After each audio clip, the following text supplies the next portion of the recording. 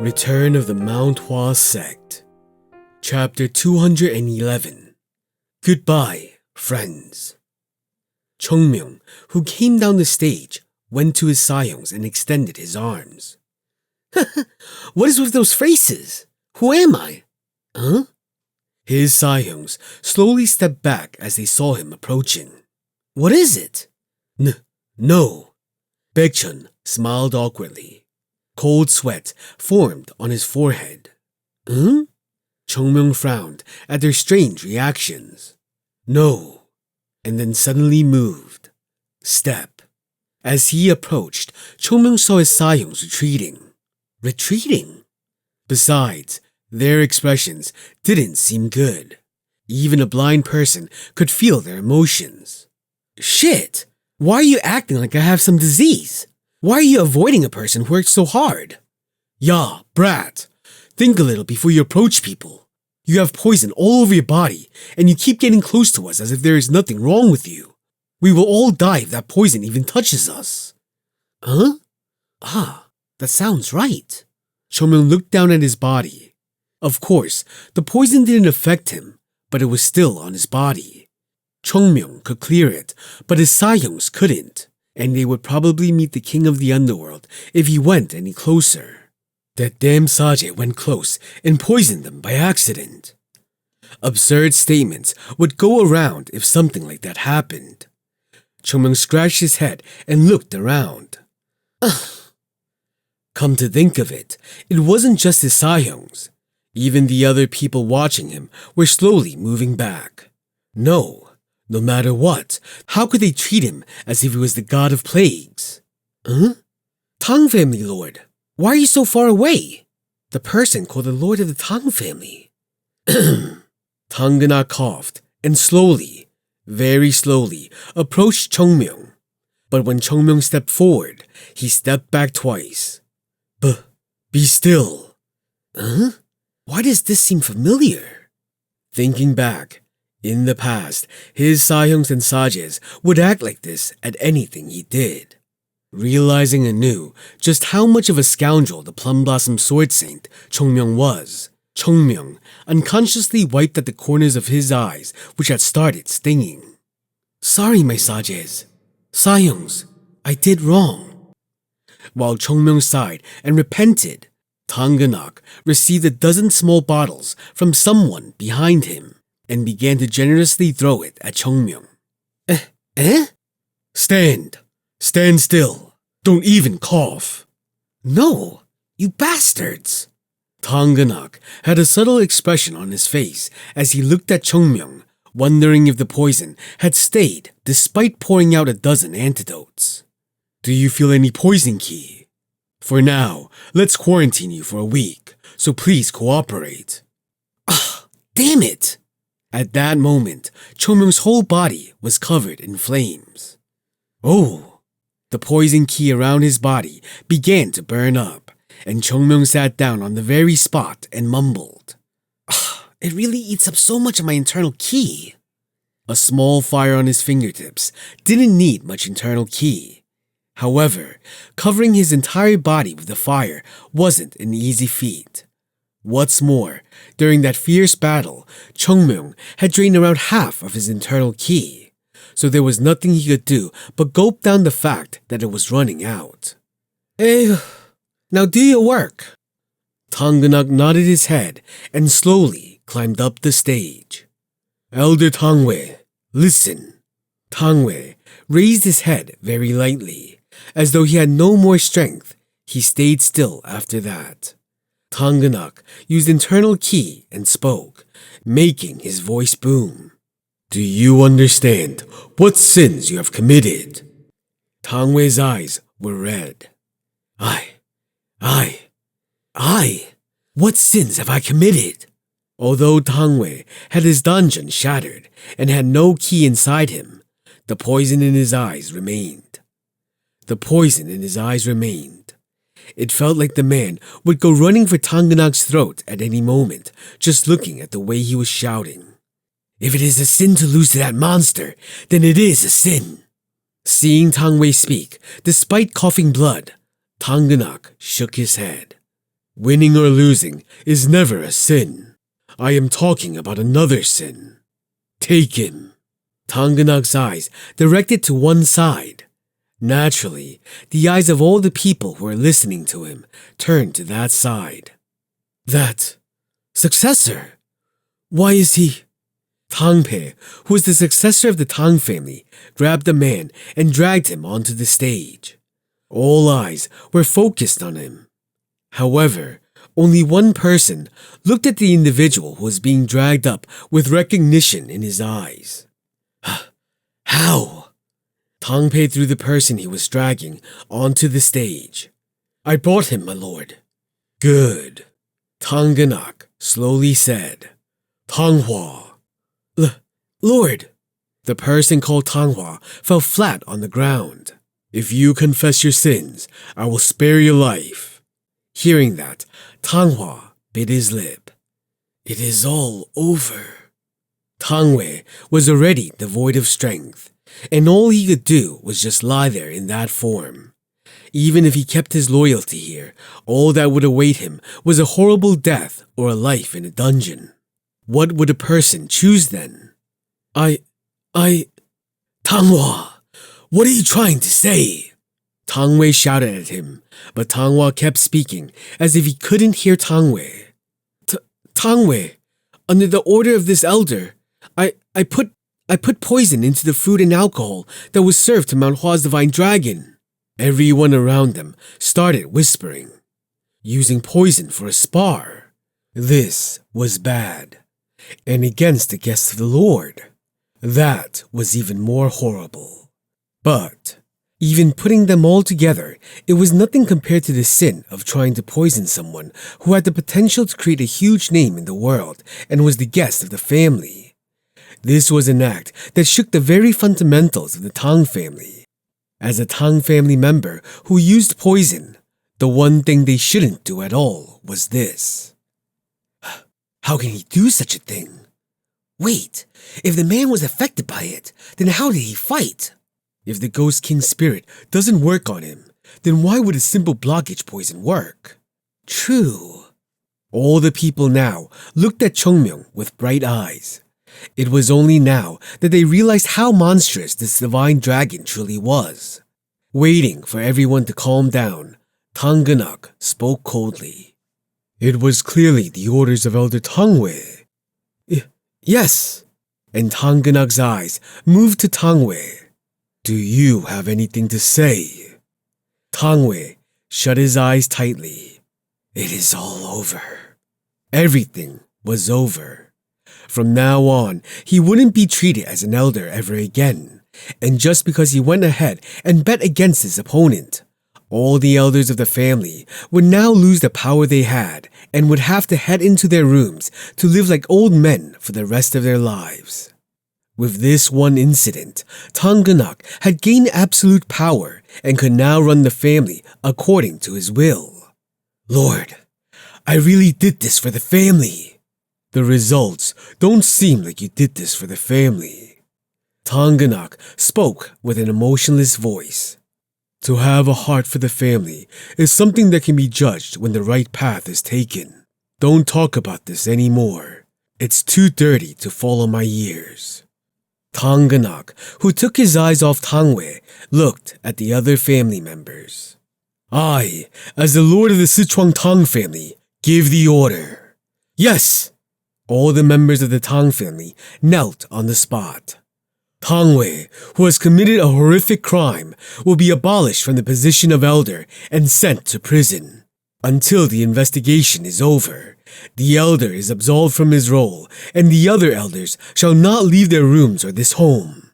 Until then, I order all the family members to be careful of their actions. We obey the Lord's orders. And Tang Ganak turned his head and looked at Chung Myung. Mount Hua's divine dragon, Chung Myung. Yes! This time, Chung Myung looked straight at him and straightened his body. Thanks to your hard work and dedication, I was given a wonderful chance to know and correct the terrible things which were going on in the Tang family. As the head of the Sichuan Tang family, I express my official gratitude to you. your Sahyungs, and to the Mount Hua Sect. Tangana clasped his hands and leaned forward, bowing to Chung Myung. It was to show respect. It was one of the highest forms of respect that usually only the Lord got to see. But now, the Lord was doing it for someone else, and the others in the family also did the same. We thank the Mount Hua Sect. We thank Mount Hua's divine dragon. We thank the disciples of Mount Hua. Everyone bowed their heads in unison and spoke out loud.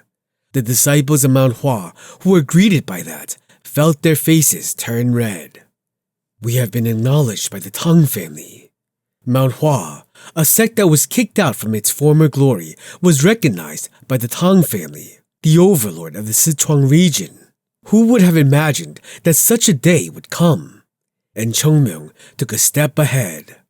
Mount Hua's third-class disciple, Chung Myung, represents Mount Hua and thanks the Sichuan Tang family. Chung Myung spoke to Tang Ganak. And then, bowing, he took a step back. Sasuk. Huh? Sasuk, you should do it too. Huh? What? Baekchun coughed and stepped ahead, and then he spoke to Tang Ganak. On behalf of Mount Hua, Baekchun, the second-class disciple, expresses his gratitude to the Tang family.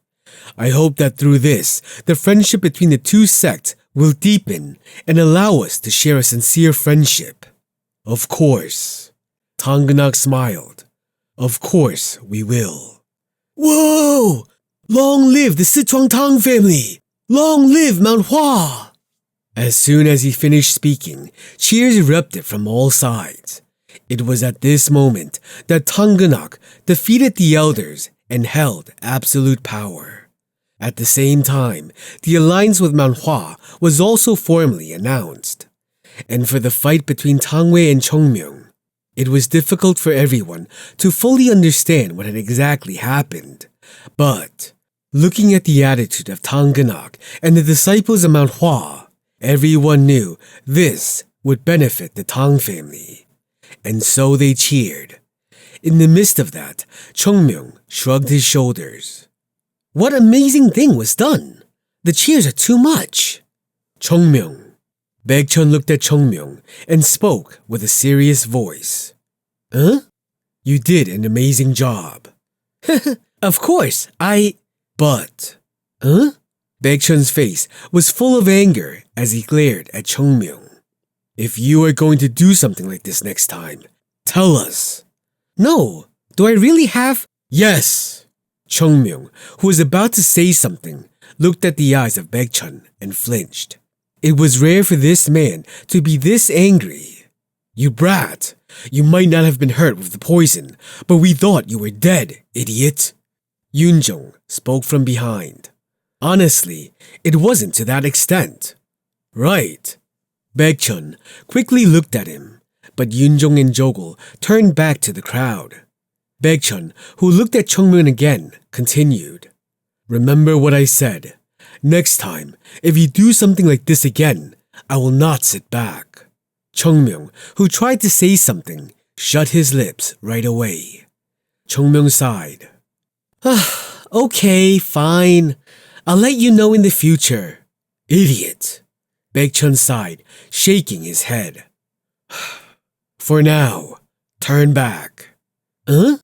Baekchun grabbed Chung Myung by the shoulders and turned him around, and the sight of the Tang family members cheering for him could be seen. They are cheering for you. Chung Myung watched the cheers with shocked eyes. Have I ever received such cheers outside of Mount Hua?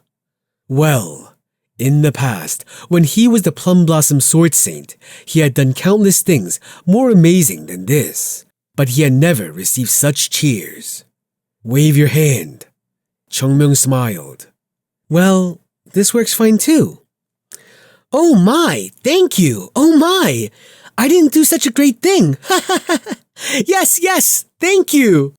Seeing Chung Myung all cheerful, the disciples of Mount Hua burst into laughter. Wow, so cool. Tang Jan looked at Chung Myung in admiration. I was trying to fight with that person. He was fortunate to have his neck still attached to his body. Nuna, isn't he great? Indeed. Mount Hua's divine dragon is really the best in the world. It is so wonderful. Not that. Huh? Tang Jan looked at his sister with puzzled eyes. Tang Sozo's eyes were fixed on one place. Tang Jan, who followed that gaze, came upon an unexpected person. Yu Yi-sir. Jan. Yes, Nuna. I have decided. About. Unable to take her eyes off Yu Yi-sir, she said. Biting her lip, she said firmly, I'm going to join Mount Hua.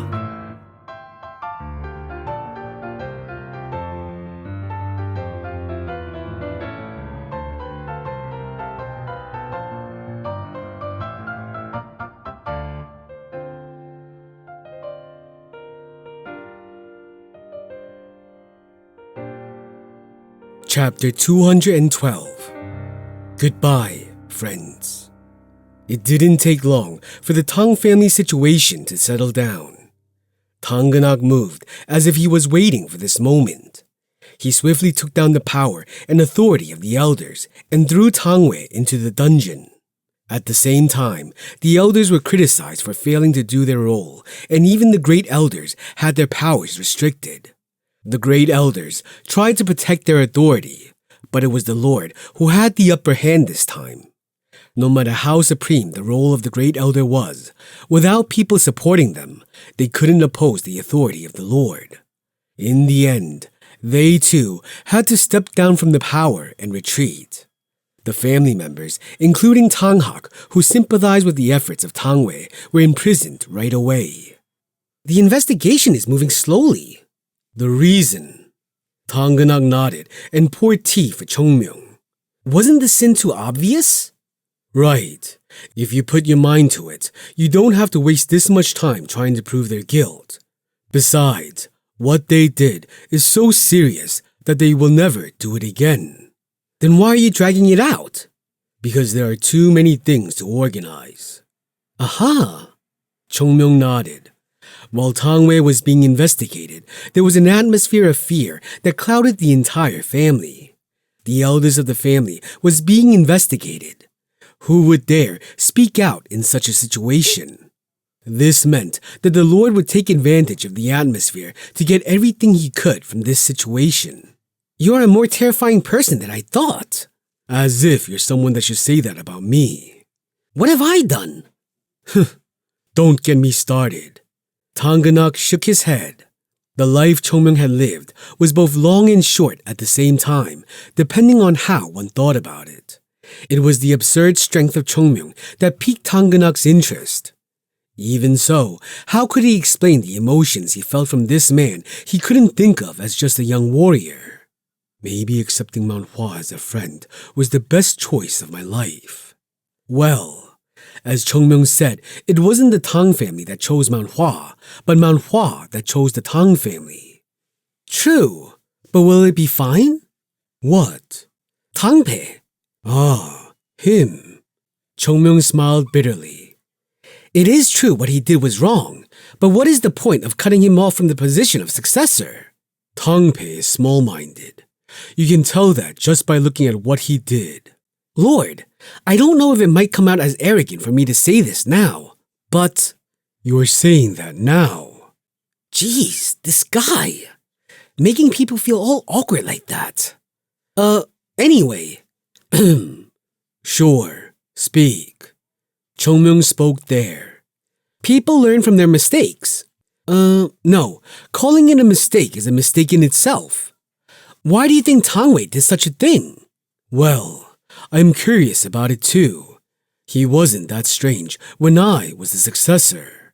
It's because he only lived within the Tang family. Since he only lived in the Tang family, he's never experienced pain or hardship. He doesn't even know how vast the world is. That's why he was still hung up on the small matter of being ousted from the position of successor. By seeing the world, failing, getting frustrated, and making mistakes do people grow. In other words, Chung Myung looked at Tang Genak and said, No one can grow under someone who snatches away everything because of one mistake. Tanggenak, who knew what Chung Myung was getting at, nodded quietly. You are saying that no one is perfect from the start. Everyone's the same. Chung Myung was the same too. Along with being unmatched in martial arts, he had a personality which was tilted towards chaos. If he hadn't been reincarnated, he would have never known how terrible he was in the past. He would have never known how much his Sahyungs had to suffer and endure while they tried to turn this terrible person into a human. In other words, if his Sahyungs had been reluctant to take in Chung Myung because of his character, then this version of Chung Myung would have never existed. It isn't like we humans don't make mistakes at all. We are human because we learn from our mistakes. Right. It's a fundamental truth. It seems that I've forgotten that basic principle. Tanggenak sighed softly. Tangpe was his child. He could have handled the situation with a little more ease. In addition, hadn't Tangpe said that he would accept any punishment that was given to him for his mistake? He even said he would give up his position as the successor and also went ahead and caught the spy who was trying to hurt their guests. When Chung Myung said this, it felt like a stone had been thrown at his head. But is it fine? Tangpe threw a knife at you. If Tangpe becomes the head of the family, you will have to face him often. Can you handle that discomfort? Why would I be uncomfortable? Huh? If anything, he's the one who should feel uncomfortable. It'd be good for me to have Tangpe as the young lord. After putting the knife in my stomach so shamelessly, would he be able to backstab me again? This side is the one that should be grateful. Tanggenak had initially resolved that Tangpe would never get to be the lord. I understand what you mean. But it is also true that Tangpe made a mistake, so I will make sure to have a fair competition for the position of the successor. That will help in his growth as well. Do as you please. Tanggenak sighed. The next matter. He touched his head. His demeanor was different from his usual dignified form. So-so wants to enter Mount Hua. What is it with her? How would I know? Tanggenak roared. His daughter, whom he had cherished and raised so well all this while, now wanted to go to Mount Hua. Do you want me to say no? Do you have the authority to do that? I don't, but Baekchun Sasuk, well, he will just say that the sect leader should be the one to decide. What kind of person is the sect leader? A woman from the Tang family, someone who is too big to be embraced by Mount Hua, is coming. Still, we will give her a comfortable seat and take good care of her. That is the kind of person he is. Tanggenak sighed. I would never want to send So-so to Mount Hua. Sure. So, take care of her. Huh? What are you saying? Tanggenak sighed. No matter how much power I hold in the family, I cannot change the traditions which have been passed down for hundreds of years in a single day. There will be a huge backlash. In the end, if this continues, as per our tradition, I have no choice but to marry her off in a year or two. I want her to be happy, but if there is no way she can be happy in her own family, then I want to send her to a place where she can be happy. Why does it have to be Mount Hua? I would recommend Wudang or Zhongnam. Emei would be fine too. You want my daughter to turn into a monk? Tanggenak's eyes flared up. Seeing that, Chung Myung gulped. He's really a man who thinks extremely highly of his only daughter. Anyway, please take care of my child. If you take care of her, I can send her off confidently. No, who is accepting her? I don't want to. I cannot be a nanny for someone at this age. My daughter is older though. Age doesn't matter here. Tanggenak looked at Chung Myung with a disappointed face and said, Didn't you ask me to give you our practitioners? That is a topic we went over before. Are you trying to use that here? So is an expert in that area. What? Tanganak's face changed. So has learned a few cultivation techniques to cleanse the body, a few key usage techniques, and a few hidden weapon skills which are not exactly included in the legacy of the family. No wonder. That's why she's so fast. And she has also learned medicine. There is nothing else for her to learn. She has inherited most of the family's medical skills. She can be considered the top disciple of the head of her medicine hall. Her level is so advanced that the medicine head hall wants her to take over his position rather than having her married off. Honestly, it was always my wish to have a same. Tanganak felt seriously concerned now. Can I really trust this one? The man called Chung Myung became stranger and stranger as one spent more time with him. Sometimes he seemed to be the most reliable person, and other times his behavior was like he wanted to lead everyone to their deaths. Of course, that itself isn't enough. Of course, a promise is a promise. You can send disciples from Mount Hua to the Tang family, or I can send our medical practitioners over to Mount Hua to properly pass down the techniques. So will be helpful over there. Yes. Chung Myung smiled and nodded. As soon as you people leave, I, along with So and my family, will head to Mount Hua, and I will meet the sect leader and explain to him the situation at hand and ask for So to be under Mount Hua's care. The Lord will head there personally. If a person wants to be friends, they cannot send their subordinates, right? Chung Myung smiled. Sounds like you're really considering becoming friends. Is it not possible? Why wouldn't it be? Chung Myung said. On the contrary, this was something he sincerely hoped for. The Tang family wasn't inferior to Mount Hua.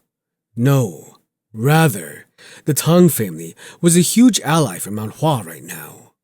And wasn't there a part of Chung Myung from the past that connected him to the Tang family personally? Our departure has been delayed for a day, so you can join them tomorrow and head to Yunnan. Ah, it has been so long. We should have left sooner. May I ask why you are going to Yunnan? It's a secret. A secret that is important enough to be hidden from your friends. I'll tell you if our sect leader permits it. Tanganak laughed. How can Mount Hua's sect leader permit that now? In the end, I'll need to go to Mount Hua myself and listen to it. Right. The choice will be made by the sect leader. Well, Tanganak nodded his head. This was the end of the discussion between him and Chung Myung. So now, Tanganak rose from his seat.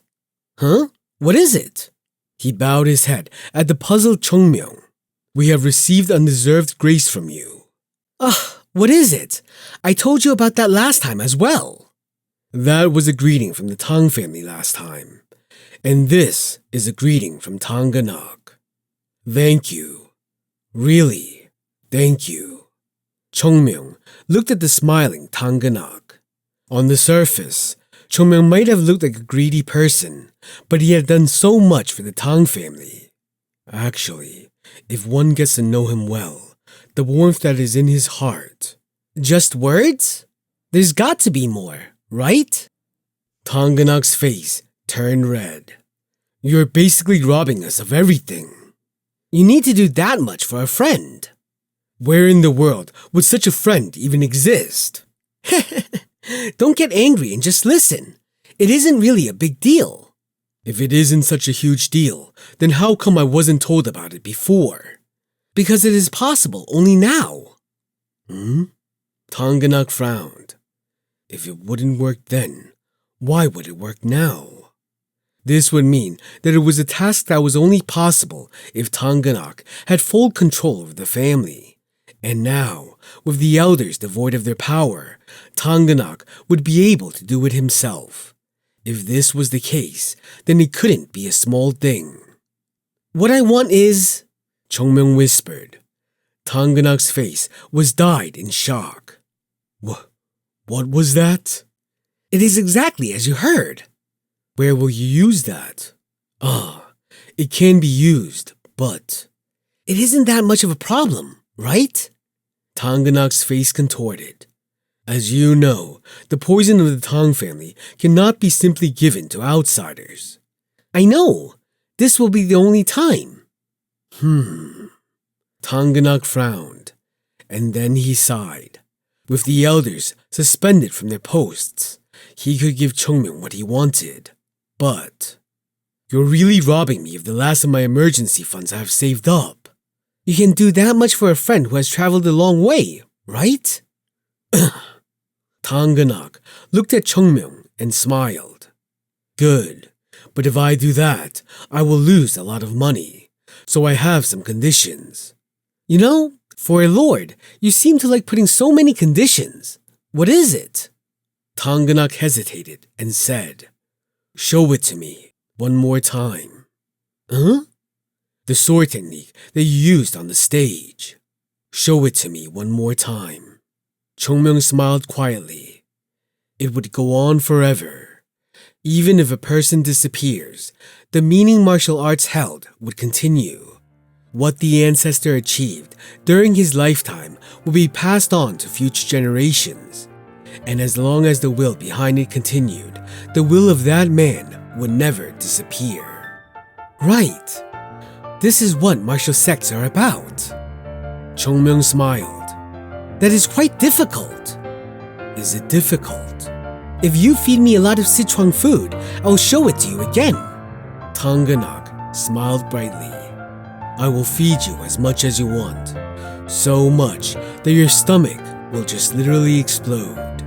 The two smiled, holding each other's hands.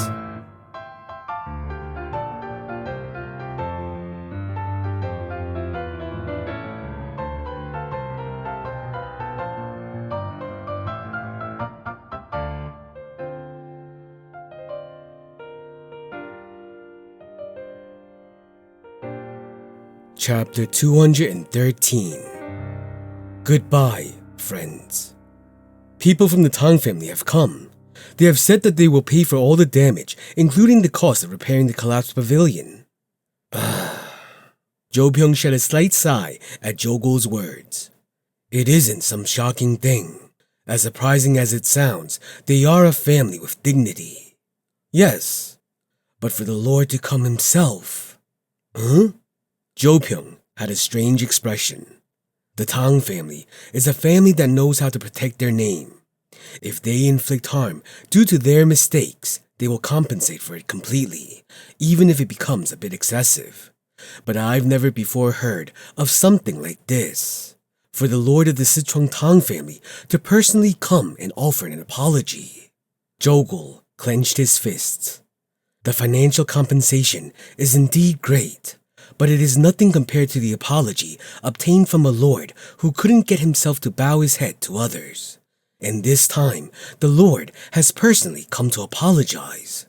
Jo Pyung looked at Jogul.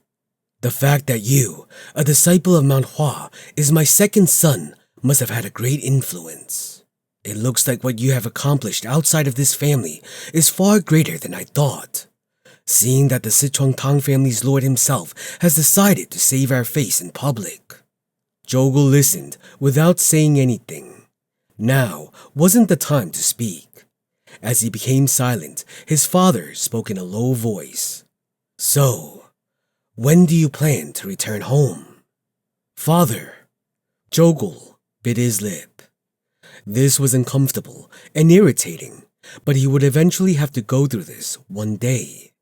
I like Mount Hua more than this family. It is definitely not like that, but Jogul looked at him straight in the eyes and said, I think this is the path I should take. I am proud of my family.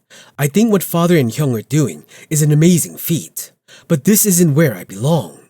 Seeing Jogul's firm eyes, Jo Pyung's lips began to twitch. I apologize. Father, if I have just one life, I want to live as a disciple of Mount Hua. Jogul sighed. Gul. Yes, father. Do you know what my dream is? I do not know. It isn't something huge. I just want you and your Hyung to help each other and continue on this business we inherited from our ancestors. That was my dream since you were born." As he heard that low voice, Jogul bowed his head. "But," Jo Pyong continued with a light strength in his voice, "now I understand. My dream isn't yours. If I have a dream, you get to have one too. I shouldn't trample on yours for the sake of achieving mine. Father, that is what disciple Chung Myung did. You are the one who decides. It sounded very cocky back then, but now I understand what he meant. Just because I am your father, it doesn't mean I decide your life.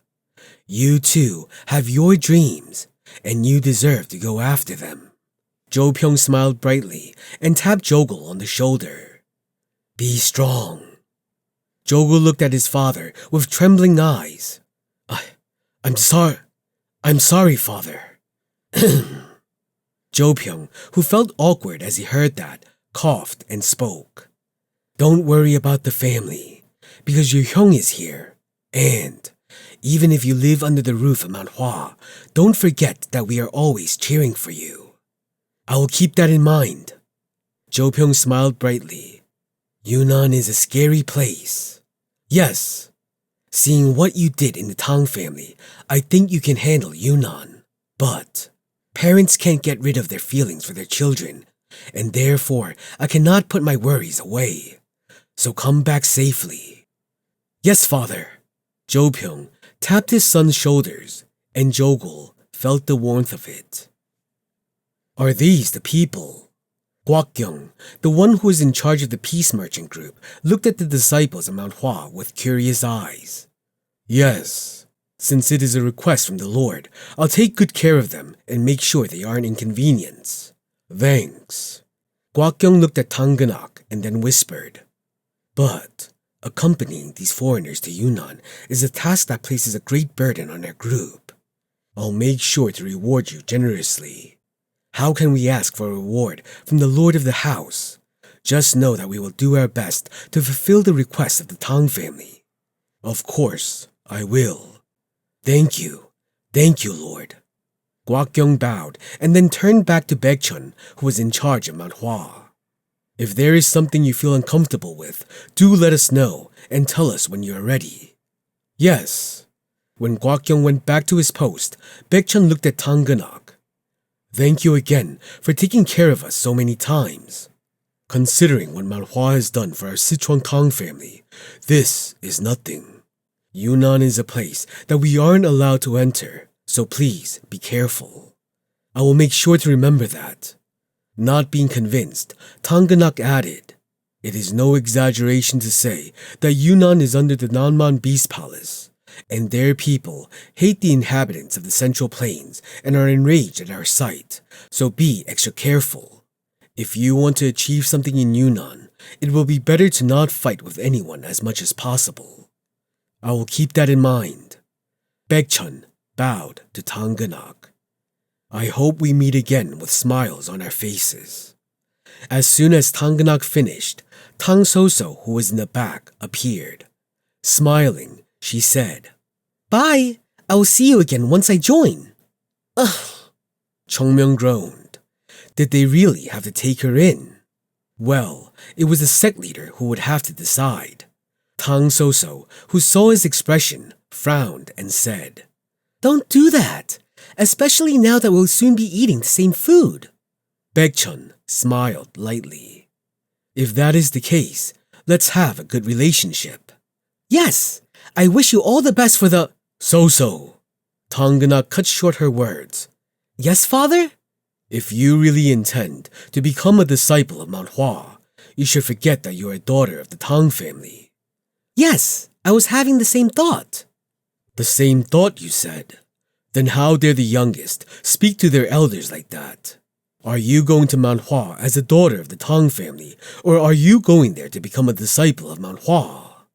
Hearing that, Tang Soso straightened up. "Head back to the sect with good health, Sasuks and Sahyungs.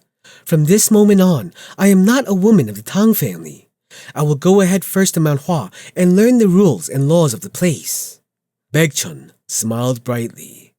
Yu Yi-seol's sharp eyes finally loosened a little. Such a tsundere. Chung Myung smiled, seeing Tanganak's antics. He publicly scolded So-so, preventing any possible rebellion from the family members. This was also how he was showing just how much he cared for his daughter. It would take time for Tang So-so to adjust within Mount Hua, but, well, everyone is the same there. The future of Tang So-so looked bright when one compared her to Jogul, who used to run around wildly like a bull. If it doesn't work, then they would just have to take her to the tallest peak and give her a scare. That would bring her back to reality. Tanganak, who had no idea what Chung Myung was thinking about, spoke to Baekchun. As soon as you leave, I will go to Mount Hua and speak about what happened here and finish getting So-so initiated into the sect. The sect leader will welcome you all warmly. Chung Myung tilted his head.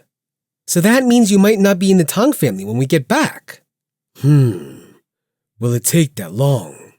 Besides, if you're going deep into Yunnan, it might take longer than a road to Shaanxi. The roads heading to Yunnan aren't well kept, so it will take longer than you think. Ah, is that so? Chung Myung glanced at his Sahyungs. A long journey is fine too. We will have a lot to do. The disciples of Mount Hua, who felt his gaze, trembled. Are we going to do that again? All the way to Yunnan? Despite everything that we've learned until now. Maybe I should just look after my family. The disciples of Mount Hua had all gone stiff as they remembered what happened on their way to Sichuan. Tanganak approached Chung Myung and whispered, You must never misuse what I gave you. You understand? Don't worry, I'm not a child. I'd worry less if you were a kid. I'm worried because you're you brat. Tanganak let out a deep sigh. Then we will be on our way. Baekchun bowed to Tanganak. We were treated so well. We will stop by on our way back. You will come here on your way back. Absolutely. Tanganak shut his eyes. Then, we need to go, Lord. Take care, Lord. Baekchun stepped ahead and dragged Chung Myung. What nonsense are you saying to the Lord? We have already stayed here too long. Come on. Till next time. Chung Myung waved his hands despite being dragged. At that moment, Tang So-so, who was watching them, jumped ahead of them and spoke to Yu Yi-seol. You! Yu Yi-seol glanced at her.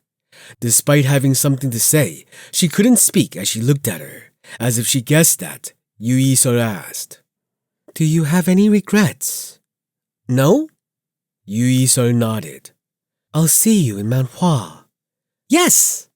And that was the end. Yu Yi-seol turned back without any regrets. Seeing that, Baekchun smiled. You were so disappointed since there were no women in the third-class disciples, but it seems that you like your newly entered youngest. I have no interest. But I am worried. She won't be an easy person to deal with since she's from the Tang family. Yu Yi-seol turned at the words of Baekchun. Is it hard?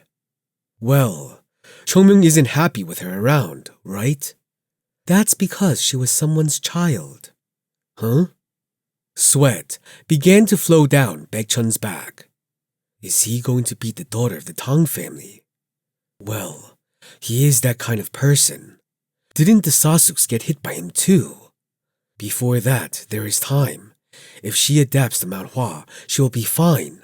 But Yu Yi-seol's eyes turned cold. If she acts as cocky as a woman from the Tang family, I will break her head before Chung Myung does. Baekchun closed his eyes and prayed. I hope that Tang So-so doesn't regret the choice she has made. They are gone. They are. Tanganak sighed, seeing them move along with the group. They really swept through our home like a storm. Are the Central Plains filled with people like them? As if. Such people can never be found, even if one searched the entire world. Tanganak, who thought that, spoke. We need to do our best too. Soon, they will bring that storm into the Central Plains. As long as Chung Myung was alive, Mount Hua would not have a peaceful day, and it was clear that the child would grow fast. In order to keep up with his pace, the Tang family would also have to run. They had to reform their rules and keep up the pace with Mount Hua. You have a burden on you. Don't worry, I'll do my best. Tanganak nodded and smiled. Then let's go and check. Huh? What? What other kinds of people Mount Hua has? Yes, let's leave right now. Tang Soso and Tanganak looked around. Tanganak took a couple steps back and then turned back. Looking in the direction in which Chung Myung had left, he mumbled with a smile. Goodbye, friends. Friend. For the first time in Tanganak's life, he got to call someone a friend.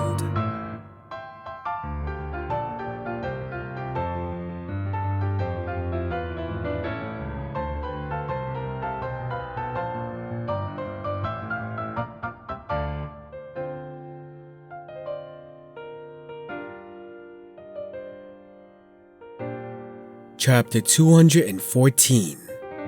Goodbye, friends. Huh? You want me to wear this? Yes. Baekchun looked at the clothes in front of him with a frown. This is the merchant group's clothes. Yes, these are the clothes of the group.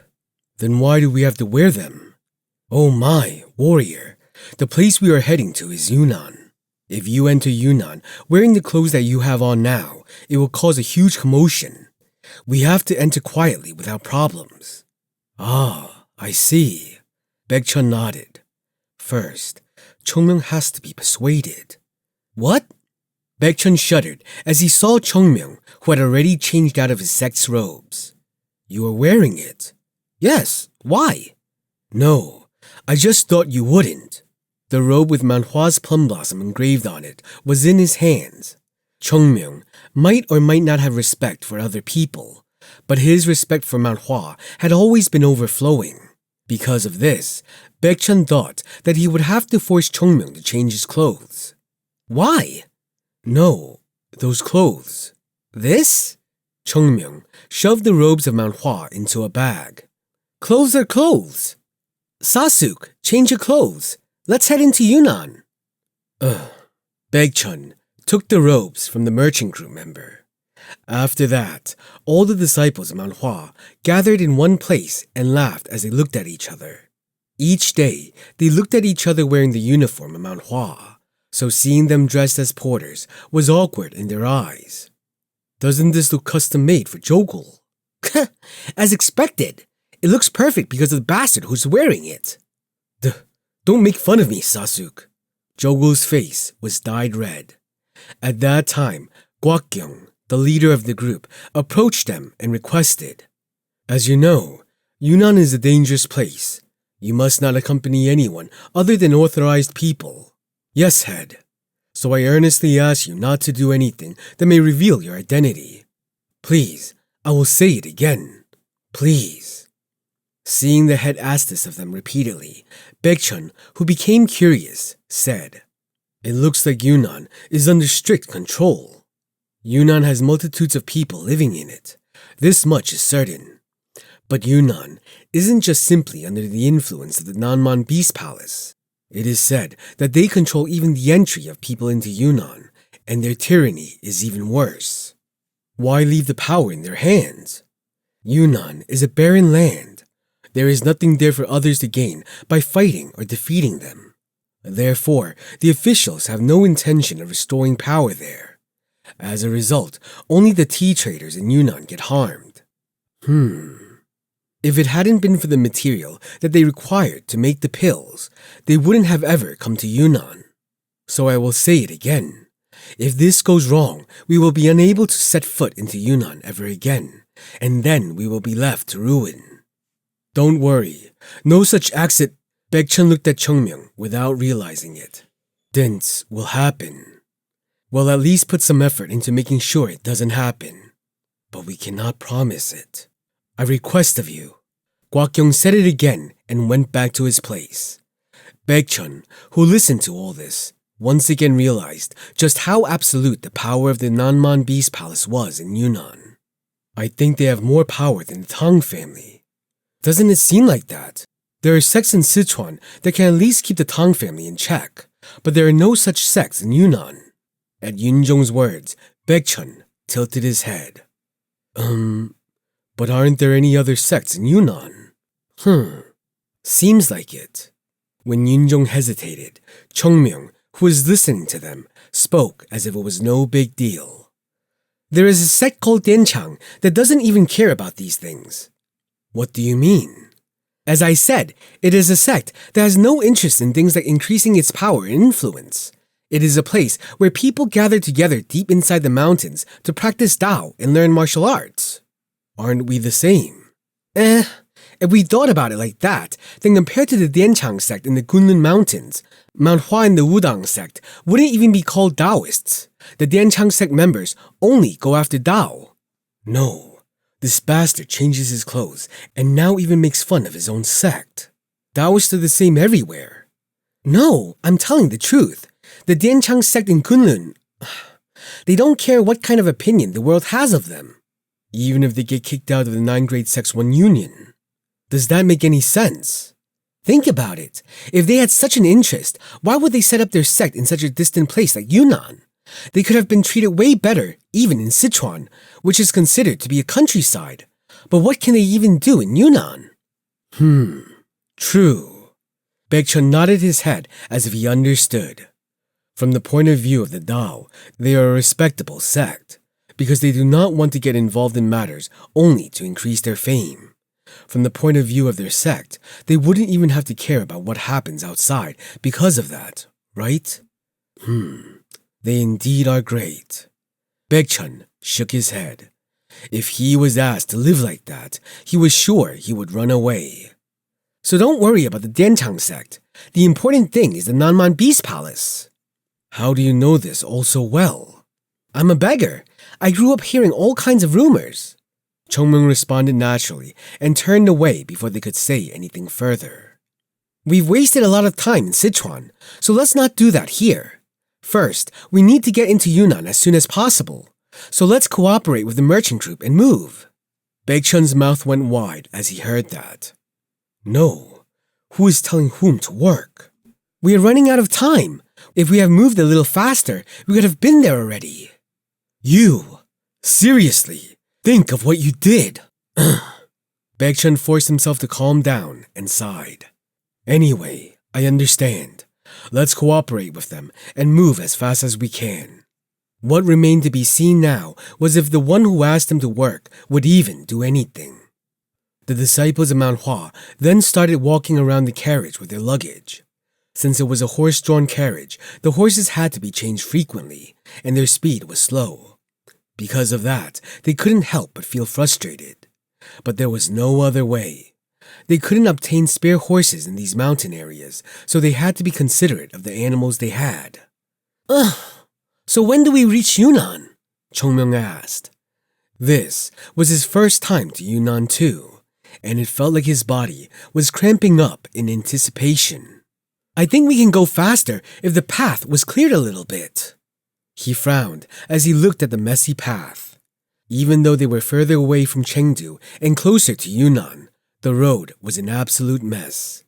A path turned into a road as if it was maintained constantly, and if it wasn't, it was just a path with all kinds of trees, stones, and other obstacles blocking the way. Usually, the management of roads was done by the officials under the royal family. But since Yunnan wasn't under their control, the management wasn't carried out. Gwakyung, who listened to it, said, "This is still the land of Sichuan." Ah, is that so? Yes, but since this is the road to Yunnan, no one feels the need to get close to it and repair it. Then the road will worsen with time? Yes, but that isn't the only problem. The closer we get to the border of Yunnan, the more bandits and robbers we will come across. This is a journey that risks our lives. Gwakyung sighed. Even the warriors of the Central Plains are reluctant to collide with the Nanman Beast Palace, so the officials don't even show up. Therefore, the border of Sichuan and Yunnan is a lawless zone. Ah, so. Baekchun looked at the guards near the carriage. He had initially wondered why there were so many guards with them, and it was now revealed that it was because of the bandit attacks. We have reached the border, so everyone should be careful from now. If there is anything that seems strange, let us know right away. I will. We are doing our best to speed up, so I would appreciate it if you could be a little more patient despite it being frustrating. Ah, not at all. Merchant Head, we are sorry for the trouble we have caused you. There is no need to overwork your people because of us. But the man didn't seem relaxed. Slow. We are slow. Slow. This is too slow. What is it with you again? Chung Myung spoke with puffed up cheeks. When will we reach Yunnan if we move like this? We cannot help it. Since the horses are pulling the carriage, the speed is bound to be slow. People cannot pull this carriage, right? But this is too slow. If we go to Yunnan at this pace, seasons will change. No, years will pass. On our way home, we'll have to pray for the sect leader to still be alive. Yeah, you fucking idiot. Don't say that. Ugh, this is freaking frustrating. Chung Myung frowned. Why don't we lead the carriage ourselves? First, aside from the fact that people who can pull a wagon stand out, the people of Yunnan will know that we have learned martial arts. How do you plan on handling that? Chung Myung scratched his head. But this is too slow. He was prepared for this to some extent, but this was much slower than what he had thought, and it felt like it would take them months to reach Yunnan at this pace. There's gotta be a way around this. Chung Myung sighed. But what kind of camping preparations take this long? They stopped and were preparing the camp for the night. Jogul Sahyung, does it take this much time to prepare for camp? It doesn't usually take this long, but Jogul scratched his head. Still, there are not enough guards and people from the merchant group, and it seems like their people are doing all the work. Eh? Chung Myung clicked his tongue. Then it's taking so long because there aren't enough people doing all the work? Seems like it. Ah, then they should have asked us for help from the start. We would have gotten this over with much sooner. Why didn't they ask me? Ah! Chung Myung jumped up from his seat. It must have been because we are the guests of the Tong family. It is way better to help them out now so we can get to bed early than leave early too. We can look at it like that. Baekchun held back a smile. This guy is certainly funny when he's like this. It is a name that now shown only for Mount Hua, but the name of Mount Hua's divine dragon would soon shake the whole Central Plains. The phrase, the best of the younger generation in the world, couldn't apply to anyone and everyone. And naturally, for such people, it was normal for their egos to rise with their name. But Chung Myung had always remained the same. He is disgusting till the end. Isn't this a good thing? What are you doing? We should help them now. Those men need to sleep early so that they can move early. Right. It was when Baekchun got up from his seat with a smile on his face. Huh? What? The disciples of Mount Hua all turned their gazes at once. They could see the dark bushes swaying. Crush.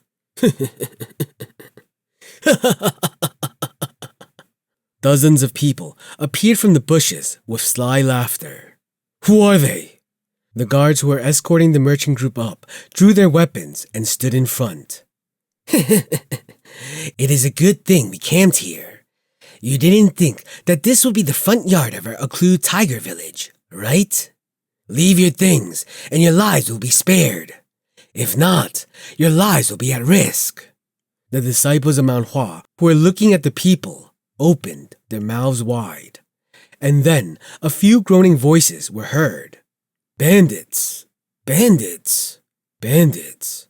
No, since this is the Central Plains, shouldn't they be called barbarians? Anyways, they're robbers. Yes, that works too. Oh, robbers. Baekchun smiled. To meet a robber in this life. Do you want me to deal with them? It was the moment when Jogul took a step ahead. Eh? No. A voice of disapproval was heard from behind them. A voice that seemed to give the impression that the others shouldn't move. The disciples of Mount Hua looked back in anxiety. They saw Chung Myung smiling like he was an incarnation of Buddha. What did you say they are? Robbers. They don't look like robbers to me though. What do they look like? They aren't robbers, but horses. Horses? Yes! Chung Myung smiled. These are horses, powerful ones that will take us to Yunnan. Oh my, we're so lucky! What are you doing? Catch them before they run away! Baekchun felt pity for the bandits who tried to rob them but were getting robbed in return.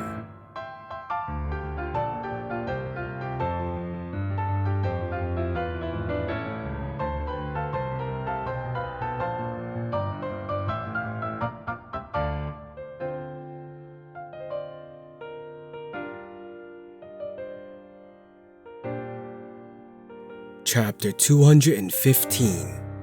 Goodbye, friends. Save us! Forgive us! I'll do anything if you let me go. Baekchun tilted his head. What are they saying? That they will do anything if we spare them? Baekchun frowned at Jogul's answer. Didn't I tell you not to hit their mouths? Yes, but they rebelled. Lovely Saje. Just because they resist, we don't aim for their jaws. Baekchun shook his head. I cannot use Jogul. Somehow, they all seem to resemble Chung Myung. If that was the case, why bother cursing at Chung Myung alone? He sighed heavily and looked at the kneeling bandits. That looks so painful. Come to think of it, there was no room for sympathy for these people, because they were the ones who were aiming for the merchant's goods. According to Gwakyung, these bandits had definitely killed a lot of people, so there was a high chance that these people had killed kind-hearted people because of their greed. But despite knowing that, seeing Chung Myung walking behind him with a smile on his face made him feel bad for the bandits. Chung Myung, who was smiling the whole time, approached Baekchun. What do we do now? What do we do? Chung Myung smiled as he looked down at the bandits. Although they don't eat grass, they will pull the carriage if we feed them something. Just kill them, bastard. Gwakyung rubbed his eyes. However, no matter how many times he repeated that action, the vision in front of him didn't change. The horses that were supposed to pull the carriage painstakingly were now just lightly walking beside them as if they were out taking a stroll. And it was even more shocking that humans were pulling the carriage now. The bandits, who had now turned into horses, dragged the carriage as their entire bodies struggled. What does he normally do to even think about making a human being pull a carriage? Would a normal man even be able to think about doing such a thing? Even more surprising was that the man-drawn carriage was moving 3 times faster than when it was horse-drawn.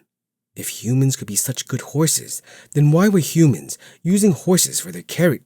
No. The swordsman named Chung Myung, who sat on the carriage seat, hit the head of the bandit closest to him with a sheathed sword. Are you kidding me? Where's the strength in your legs? No. You men are really lucky. You are a bandit and a killer. I am not the kind of person to keep such people alive. Still, you are useful, so I spared you. But you keep making useless excuses and don't even move. No, not at all. The carriage began to move faster. It was now at the speed where the people around it had to run to keep up with it. The poor bandits pulled the carriage with all their might without resisting and shedding tears. Gwakyung opened his mouth at the strange sight he had never imagined happening in front of him, and the captain of the escort team quietly approached him and said, Merchant head. Yes, escort captain. It is about the people pulling the carriage. Yes. So absurd. I'm sorry. The captain must be having a hard time understanding it, but the people there... No, it isn't that. Huh? The captain spoke with a pale face. They are stronger than me. Huh? They are stronger than me. Gwakyung looked at the escort captain, unable to understand. The escort captain, whose name was Sama Hui, had the nickname Lightning Fast Hands. He was even quite famous in the Sichuan area. Because the path to Yunnan was difficult and dangerous, he was hired to escort the merchant goods they carried with them. It was difficult to even get this man to work for me, but now he's saying that he's weaker than a horde of random bandits. So, you were saying, the bandits who are pulling the carriage, they are stronger than me. So it wasn't just the disciples of Mount Hua, but even a group of bandits were stronger than this man. You bastard! What is with those feet? And a man as young as him was trampling on such bandits. And it isn't just one, but all of those bandits are stronger than me. All 10 of them. Yes, each one. The escort captain glanced at the bandits with a tired face. Didn't they say they were from the Occlude Tiger Village? I did hear something like that in the beginning. If it is that place, then they are notorious and are known to be fearsome death reapers around here. I heard that they were a new group of bandits who were united by some prominent ones. I think I heard that too. At this point, only one question remained. What are they doing? Well, it seems good. Gwakyung didn't receive any explanation from Tanganak about the Mount Hua disciples. He had just heard that they were guests and that he had to take care of them. So, he knew only one thing. I heard that they were the disciples of Mount Hua. Mount Hua? Did you say Mount Hua? Are you talking about the Mount Hua? Yes, from what I know. I heard that Mount Hua is gaining back its name. I guess. The escort captain trembled. Still, wasn't this a bit harsh? Members of the Occlude Tiger Village, unbelievably strong bandits, were taken down by young children. It wasn't even like all of them had gone up against them. One young-looking kid went up, and in an instant, all of them were beaten up as if they were dogs. The Lord asked me to take care of them. Since they were guests, he had to take care of them. Or did the man mean that he had to be careful of them? Gwakyung coughed. The whole situation had unfolded pretty quickly, so he couldn't say anything then. But he had to sort it out now. Yes? Until now, Gwakyung had only talked to Baekchun, but now his eyes were on Chung Myung. Seeing him dealing with the bandits, he wanted to talk to that person. Are you fine? What? Chung Myung looked at Gwakyung with a bright face. As the speed of the journey increased, his mood also improved. Can we enter Yunnan like this? Huh? Is there a reason we can't? What, brat? No matter how you try to put it, it is too weird. Men pulling a carriage. Them! Right. We cannot avoid people looking at them. Besides, we already have a problem with our low staff members.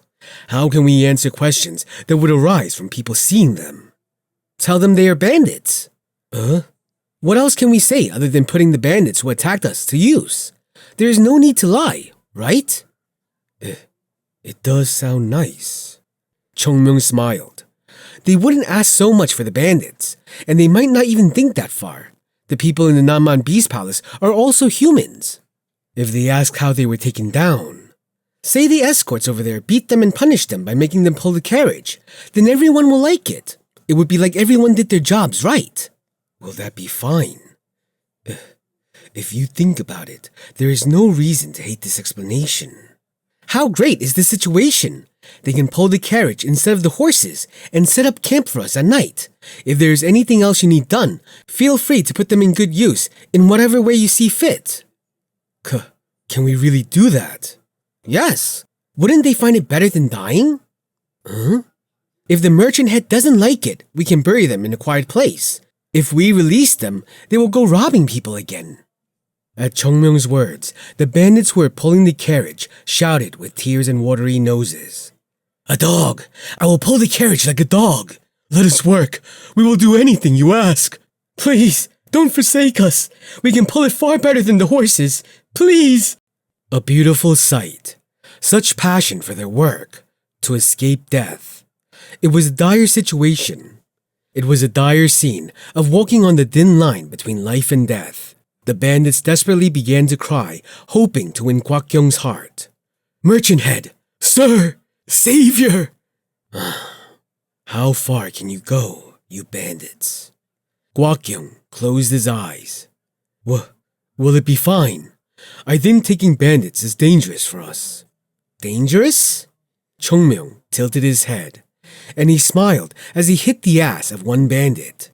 These guys? From your point of view, you might be worried. Then, Chung Myung had a worried expression. Then, since they just need legs to pull the carriage, should I break both their arms?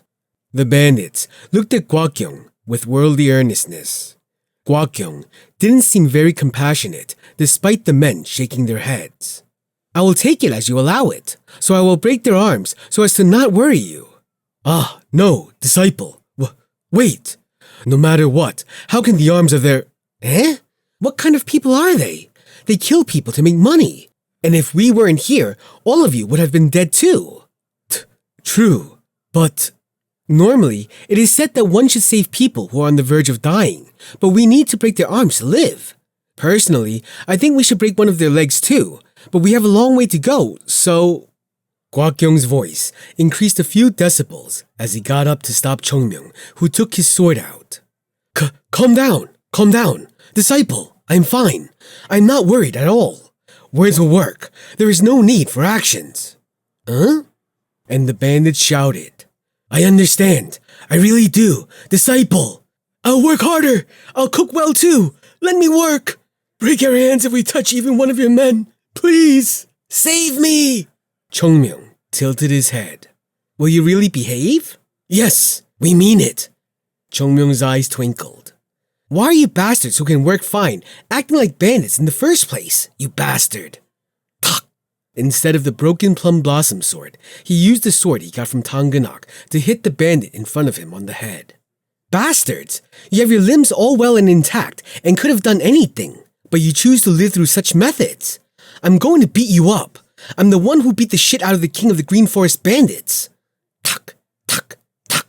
It was a pitiful sight to see, and the most pitiful one was the one getting hit presently. Don't expect to be treated like humans until we arrive at Yunnan. You are horses. You will drag us till we reach the place we need to. I will teach the path of Tao. When Chung Myung began to do this, Gwakyung looked at Baekchun, and Baekchun smiled brightly at him. Give up. He cannot be stopped. And the Sahyungs all joined in the conversation. Wow, Sasuk. Still, Chung Myung is so kind these days. If it was the past, he would have pulled off their limbs first and then made them pull the carriage. No, there would have been no time even for regret. He would have pounced on the limbs right away. Right. And Yu Yi-sol said, Their head. He didn't break their heads. He is so kind. Don't worry. Thanks to that, our journey will be a lot easier. And at the same time, the bandits will learn their lesson. They will turn over a new leaf. Turn a new leaf? They will be a lot better than just turning over a new leaf. Seeing Baekchun mumble, Gwakyung smiled without realizing it. I don't know anymore. Do what you want. As such, the journey to Yunnan sped up several times faster without any problems. No problems. Problems. How dare you bastards eat human food? Horses don't eat human food. Eat the fodder, you idiots! Well, there was one problem, but it was a small one. A very, very small one.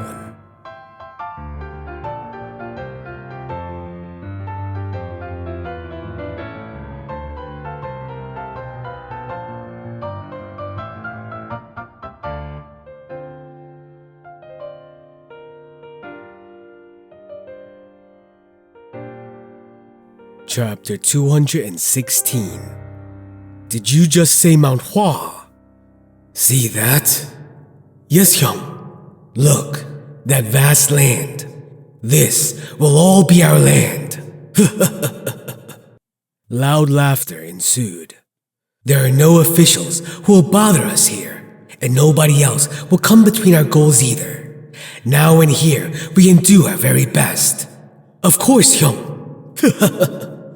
Before this year is done, everyone will know the name of our Oklu Tiger Village. Come on, let's go. In the future, we will create history. Yes, Hyung. shimmering passion, and hot ambition. The bandit grabbed his head. Daydreaming? Feeling comfortable now, aren't you? No, not at all. Disciple, would I be crazy enough to be dreaming? I don't think you're crazy. I just think you want to die. No, not at all. Tears welled up in Bangyo's eyes. I just want to go to my homeland and live by working on some land. What? Rule the world? I might as well just freeze to death. Right, death would sound better. Pull like a cow, like a cow. Yes, disciple, like a cow. Moo! Sad tears welled up in Bangyo's eyes. A sharp cry of pain and an immediate groan escaped from his mouth. After being captured by Chung Myung, their routine was simple. From morning to dawn, they would literally just pull the carriage like they were horses. In the evening, when the group paused their journey, the bandits would help the others prepare for camp and were given a short break later. Chief, it's too hard. I really feel like I'm going to die. I'd rather just die. Tears welled up in the eyes of Bangyo as he heard his subordinates. Why did I get caught by these men? They were bandits. They were the most notorious bandit group at the border of Sichuan. However, Bangyo, the head of the bandits, had desperately realized that the world was wide and there were real reapers out there. Is the youngest still the same? It doesn't seem like he will turn sane any moment. Bangyo closed his eyes tightly as he looked at their youngest member, who now had his eyes wide open with saliva dripping down the corner of his mouth. Are you saying that he will spend the rest of his life like that? Probably. Being young meant having vigor.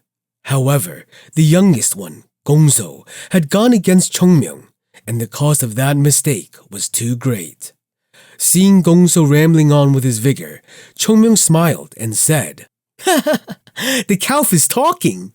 And it seemed like Bangyo would never forget those words. As he said that, Chung Myung moved from the carriage and hit the man on the head like before. Since then, Gongso hadn't spoken.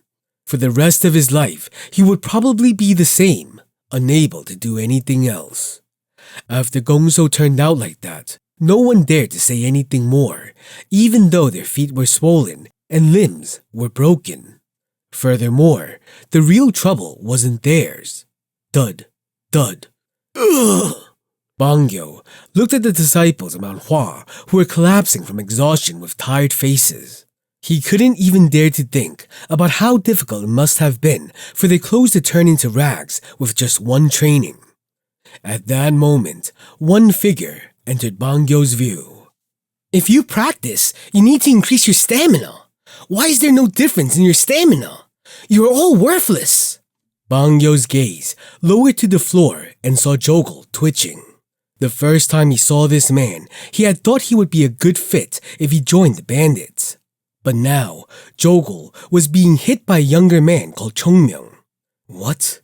Take over the Central Plains? As he recalled his Hyung's words in the past, his blood boiled. The Central Plains. The Central Plains! That disgusting bastard! By what means could they even enter there anymore? They had gotten their asses handed to them before they could even properly take a step in. At that moment, Chung Myung turned his head. Oh, you seem to have some energy in you. The bandits all bowed their heads. Look at them, acting like babies. Chung Myung clicked his tongue and walked somewhere. When he disappeared from their sight, the disciples of Mount Hua, who had fallen on the floor, struggled to get up. Jogul's body was shaking. What are those damn ghosts doing? Why haven't they dragged him with them yet? I guess even ghosts have something they are scared of. Jogul sighed as he tried to get Yunjong up. Sayong, get yourself together. Where am I? No, forget it. Just sleep. In the meantime, Jogul took care of his Sayongs. Baekchun sighed and spoke. Let's clean up and then get some sleep.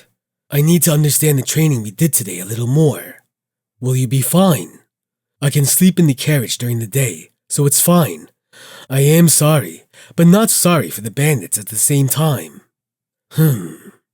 Mount Hua's disciples looked at the bandits. Bangyo, who received their gaze, closed his eyes tightly without realizing it. Even dogs wouldn't have to go through this. The disciples of Mount Hua were moving away as they talked amongst themselves. The bandits watched it and sighed. Hyung, what? If we get out of this alive, let's not go to the Central Plains. Let's make sure we never make a mistake again. Even now, those who are younger and stronger than them are fighting and training to the point of coughing blood. So how could they have a chance? Are the Central Plains full of such monsters? The actions and strength of the disciples of Mount Hua were giving birth to a misunderstanding. The man-drawn carriage went down the road without stopping. Anyone who saw it would turn their heads and look at it. Huh? What? Why are people pulling the carriage? Why are the horses following them? I think I've seen everything in this life now. Looks like a merchant carriage from Sichuan. Bangyo closed his eyes. The more they crossed the border of Yunnan, the more they ran into people, and the people who saw them would be curious. Is this that interesting? Bangyo felt tears in his eyes. In the past, people would tremble and back away from them, but now they gathered towards them to see the strange sight. He couldn't help but feel angry, and of course, Chung Myung. He was constantly hitting them. Bangyo's eyes went wide as the sword, with its sheath still on, flew into his face. How dare this cow think of acting as a human? I've become so kind. In the old days, I would have shredded you the moment I saw you. The problem was that it didn't sound like a joke. Baekchun, who was sitting behind Chung Myung in the carriage, suddenly said, Now we are completely inside Yunnan. Chung Myung nodded his head. Were there always so many mountains here? The first thing the people who came to Yunnan would see was barren land. All I see are mountains and fields. I can't understand why the officials don't care about it. Baekchun rolled his eyes. We haven't seen the Nanman Beast Palace guards yet. Even if the entire Shaolin sect comes, they cannot protect Yunnan. Baekchun nodded. Ever since he heard that Yunnan was ruled by the Nanman Beast Palace, he had thought that the guards of the Nanman Beast Palace would be there checking people. But when one thought about it further, it wasn't likely for the palace in the depths of Yunnan to send guards to protect their territory in this far-off border. Gwakyung, who was listening to them, spoke. They manage it directly from the Kunming side, where the tea trade happens. Other than that, there are occasional patrols, but not too often. Then aren't we being too alert for no reason? We have to be. Gwakyung lowered his voice. The Nanman Beast Palace has influence in Yunnan that exceeds that of the Tang family in Sichuan. In other words, anyone you meet now could be an informant of the Nanman Beast Palace. Baekchun frowned as he heard it. To think everyone here could possibly be the eyes and ears of the Nanman Beast Palace made caution grow within him. The people's attitude doesn't look that good, right? Chung Myung added to Baekchun's words. No, it wasn't like that. Everyone was staring at us. Their clothes looked shabby, their bodies were exposed, and we could even see their bones. Originally, Yunnan's yield wasn't very good. Basically, there isn't much land to farm. Do you remember seeing any rice fields on our way here? There isn't much farmland, so there aren't many places to farm. But the recent drought situation has made things even worse. Gwakyung shook his head. In the past, the money that was earned from the trade in Yunnan helped the residents make a living. But now it is banned, and if what they farm doesn't go well, everyone will starve to death. Baekchun tilted his head at that. Wasn't the business supposed to be going well? Actually, the Westerners don't enjoy tea that much. There are no other places in the Central Plains that need so much tea. Besides, the type of tea which the Westerners want isn't the one we get from Yunnan. Baekchun nodded his head as if he understood. In the end, it means that breaking the trade is not helping Yunnan. Is it just Yunnan? Sichuan is also having trouble. The merchant groups of Sichuan that used to be on par with the ones of the Central Plains are now unable to use their resources effectively. And fortunately, the people here don't eat tea, so they won't starve from it. Baekchun felt complicated. We will arrive at Kunming soon. If we can get there without problems, our mission has been accomplished. Baekchun bowed to Gwakyung. Thank you again. Your gratitude will be accepted after we drop you safely. Gwakyung smiled. Even so, as the journey continued, the disciples of Mount Hua began to get tensed. All they could see were rough roads, barren land, and starved people. And thanks to the human-drawn carriage, the party was able to arrive 3 times faster than expected. There is Kunming. Chung Myung frowned as he looked at the old fortress wall. Looks more like a village than a fort town. In Yunnan, the concept of high fortress walls do not exist because of the scarcity of food and land to live in. Aha! Chung Myung nodded his head. Well, thank you. Thank you for bringing us. Not at all. Mount Hua's disciples said their goodbyes to the merchant group. Chung Myung turned and mumbled. Now the problem is these people. As soon as their eyes met his, the bandits flinched and bowed their heads. Make a kind face, kind face. Make the most pitiful face. Chung Myung looked at Baekchun, and Baekchun then answered, Isn't it better to release them? Huh? Release them? Yes. It is true that they committed a crime, but they did suffer while coming here, and they seem to be reflecting on their actions, so release them. Chung Myung nodded. Showing mercy. This is why I like Sasuk. Don't spew weird stuff. Chung Myung smiled brightly and turned to the bandits. I'll release them. Thank you. Thank you so very much. I will live a decent life. We will never try to rob again. Chung Myung smiled. But did you know? That I always do the opposite of what I am asked to do. In an instant, Chung Myung's hand moved. Ta-ta-ta. His hand smashed apart the donjons of the bandits. The bandits, who were hit on their lower abdomen, collapsed to the floor. Chung Myung smiled as he looked at them. I'll release you. Have a good time here. There is no way you can get back to working on your martial arts unless you wait for me to come back. Or you can run away and live as normal people. Do what you want. Chung Myung turned back and walked to Kunming without another thought. Yoonjung followed him. Why are you holding on to them? Who will pull the carriage on our way back? Actions speak louder than words. Chung Myung shrugged his shoulder. And on the way home, we need to rob the things those bastards have robbed. I think they might have saved up a good amount of money. It was then that Yoonjung vowed to never get caught by Chung Myung.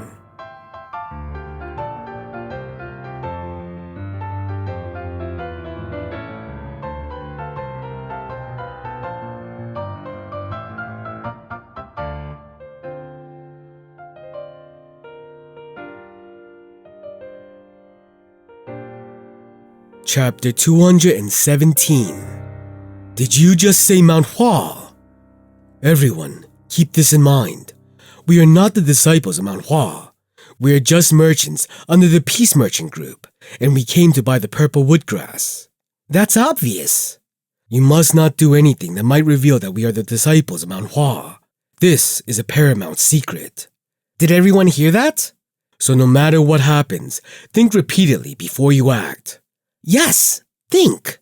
In the end, Baekchun shouted at Chung Myung, who kept repeating himself. You brat! I'm talking about you, not the others! Chung Myung's eyes widened. Me? Right. You're the one who needs to hear this the most among us. Other than you, who else creates accidents for us? Sasuk, have you always held such prejudice? Stop speaking. Baekchun took a deep breath. I feel so anxious. They did manage to get here somehow, but he felt like his legs were giving out at the thought of entering Kunming. But I cannot let him go alone.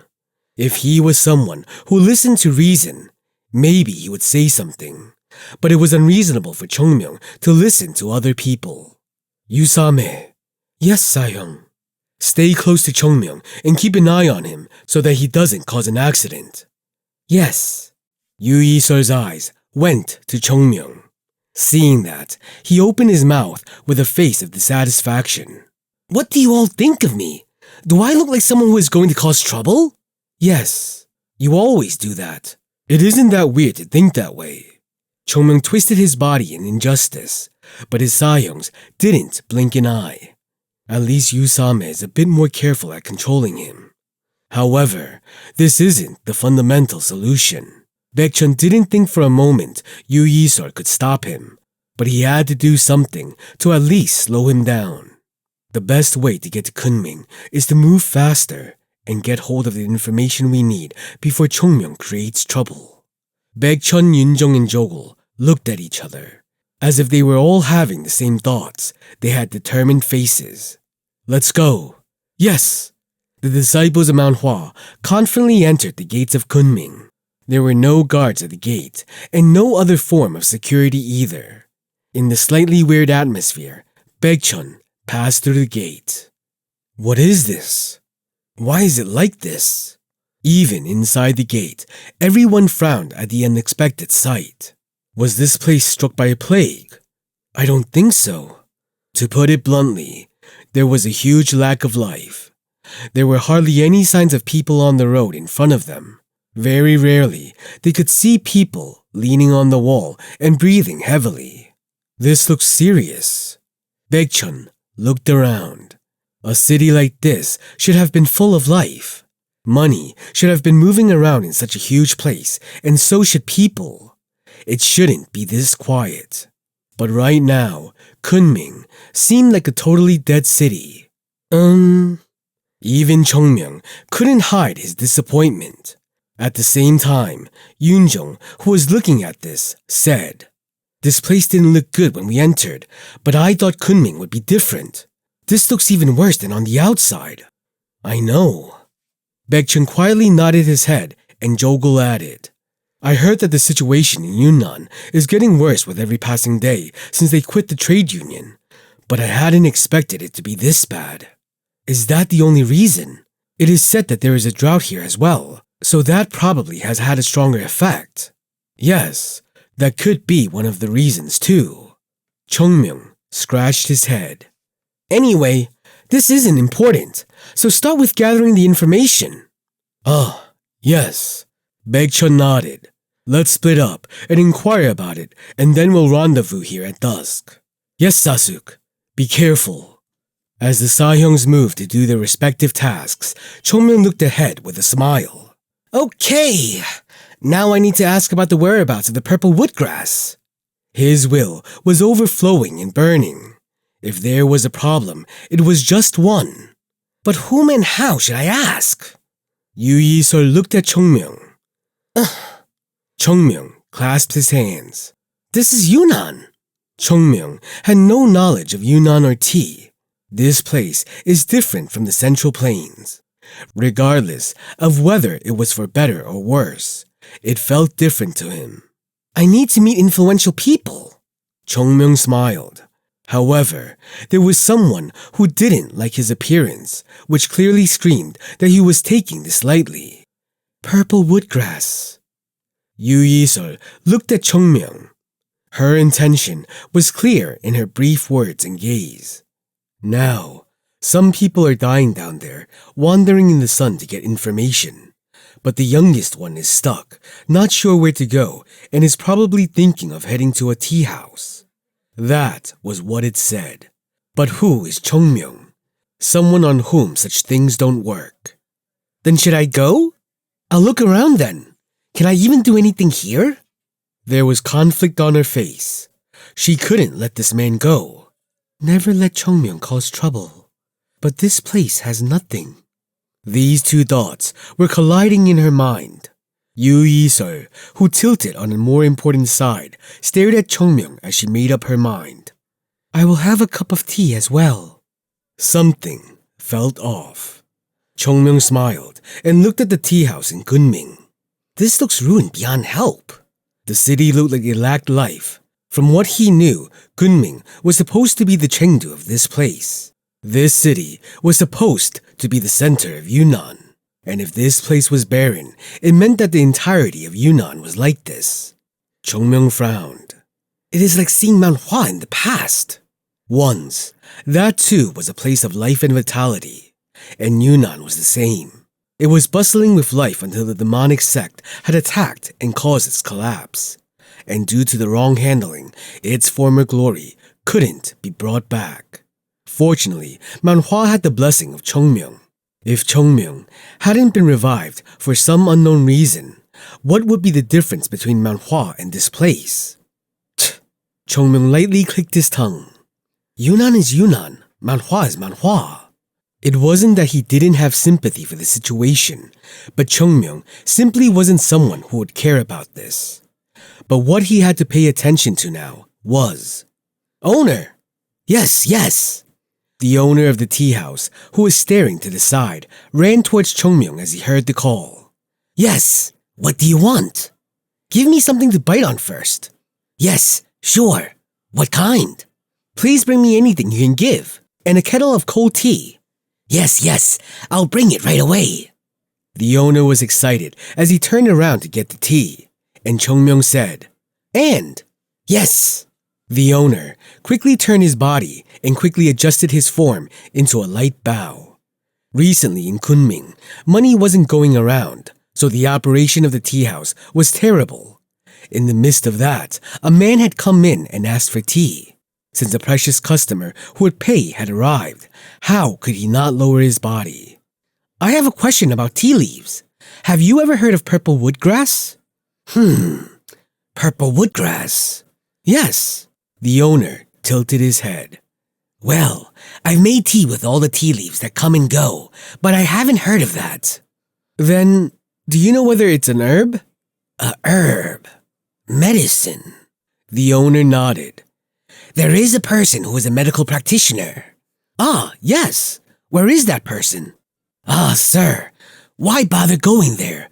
I'll call them here. Will that be all right? Of course. But it will take some time for them to come. Seeing how the man was speaking, Chung Myung smiled and took out a silver coin from his sleeve and placed it on the table. Are the dishes going to come soon? Yes. The owner took the silver coin and went back quickly. The tea will be brought right away. Please wait just a little bit. I will call the person right away. Ah, yes. Chung Myung smiled at the intense reaction of the owner. As the owner ran to the kitchen, Yu Yi-seol had a strange expression. You were thinking of this from the start. Wandering around here to get things? What will we get? Chung Myung smiled bitterly. The problem of this town need to be left to the people of this town. If they are good people, they will answer if we ask them. But could that be comparable to an answer when money comes into the picture? Yu Yi-seol nodded. Smart. It doesn't fit you. Just drink the tea. Chung Myung sipped his tea, and Yu Yi-seol looked at him with new eyes. This was one of the biggest misconceptions people had about Chung Myung. People always thought that he was someone who always used his fists regardless of the situation and had no thoughts. He just looks like this. After watching Chung Myung, Yu Yi-seol was convinced that he wasn't like that. If someone looked at him calmly and without prejudice, Chung Myung was the most stout disciple of Mount Hua. Even what seems like random things he jumped onto are things he does after huge thoughts and contemplation. And that is why we've come this far. You're not going to drink? At Chung Myung's question, Yu Yi-seol grabbed her teacup. In any case, it was true that she felt sorry for her Sayongs who were out in the sun, so she drank the tea very slowly. Jogul sighed. They had been asking around about the purple woodgrass, but no one seemed to know much about it. Someone should have known about it in Kunming, but it was strange that there was little information on it here. Should we have asked more questions in Sichuan itself? Since it is said the grass grows in Yunnan, they thought the information on it could only be gotten here, but it didn't seem like it. All they were left with was regret but they simply had insufficient information to move on with their objective. But the information is... Jogul frowned. In retrospect, he knew that the situation in Kunming wasn't good the moment he came here. Most of the shops they had come across had their doors closed, and people seemed to be starving on the road. Sometimes they would grab the hem of the clothes and beg him. No proper information could be attained in such a situation and environment. We need to find another. It was then. Huh? Jogul tilted his head. Sahyung. He saw Yunjong standing in front of him. This wasn't surprising. Despite Kunming being huge, it was natural to walk into each other several times since this was their first time here. What was strange wasn't the encounter, but the state of Yunjong. There were small children all around him. Jogul tilted his head and approached him. Sahyung, what are you doing? Jogul. Yunjong looked back with an awkward expression. Why are you with the kid? Huh? Jogul narrowed his eyes. Yunjong's hand held a bag of grain along with a few dumplings. Sahyung, I know that this isn't the time for this, that we need to get information, but... Yunjong looked at the children with a humble face. When he gave the children dumplings, the children would drool and eat them eagerly. Me too! My younger sibling is starving too! Just give me one more! Yunjong bit his lip. I will buy more when this runs out, so calm down. Don't rush in and get hurt. He handed out dumplings with one hand and gently pushed apart the kids who were bumping into each other. All the children, who were looking weak now, had a little hope in their eyes. And when the dumplings in his hands were gone, the children looked at Yunjong in shock. Eat it first. Take care of your family. I will buy food and then come back here soon. The children nodded their heads and walked away without saying thanks. Jogul, who watched the scene, frowned. They should be thankful if they were helped. Yunjong turned to him with a slightly stiff expression. There is no room for it. Huh? Things like morals work only when one has everything. How can a child who is on the verge of collapsing from hunger remember to thank their benefactor? They might have younger siblings at home or parents who have collapsed. Don't blame them. Yes, Sahyung. I'm sorry. At the sight of Yunjong, who looked angry, Jogul felt scared. Although they had been together for so long, it was Jogul's first time seeing him this angry. By any chance, it was then. No, it isn't that! How dare you steal something? Come here, I'm gonna teach you a lesson. I didn't steal it! It hurts! The faces of Yunjong and Jogul went stiff. The two hurried to where they heard the screams come from.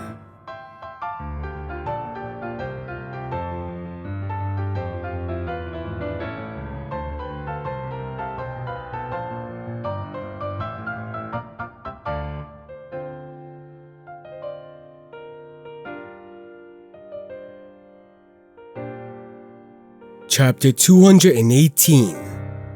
Did you just say Mount Hua? You! How dare you steal something? Take it out right now! No! Someone gave it to me earlier! I didn't steal it! How dare this bastard lie? Who will hand out food to others in Kunming? Won't you let go of it? The merchant was beating up a child for a simple dumpling. Come! Give it to me! I'm going to cut your hands off if you don't! In the end, he pulled out the dumpling tied to his waist. It was the moment when he held the child's hand and lifted it up. What are you doing? Yunjong, who heard the child screaming, ran towards the place quickly. He grabbed the hand of the merchant who was beating the child. What is this? The merchant, who was angry at the unexpected interruption, quickly closed his mouth as he felt an unstoppable force tightening his hand.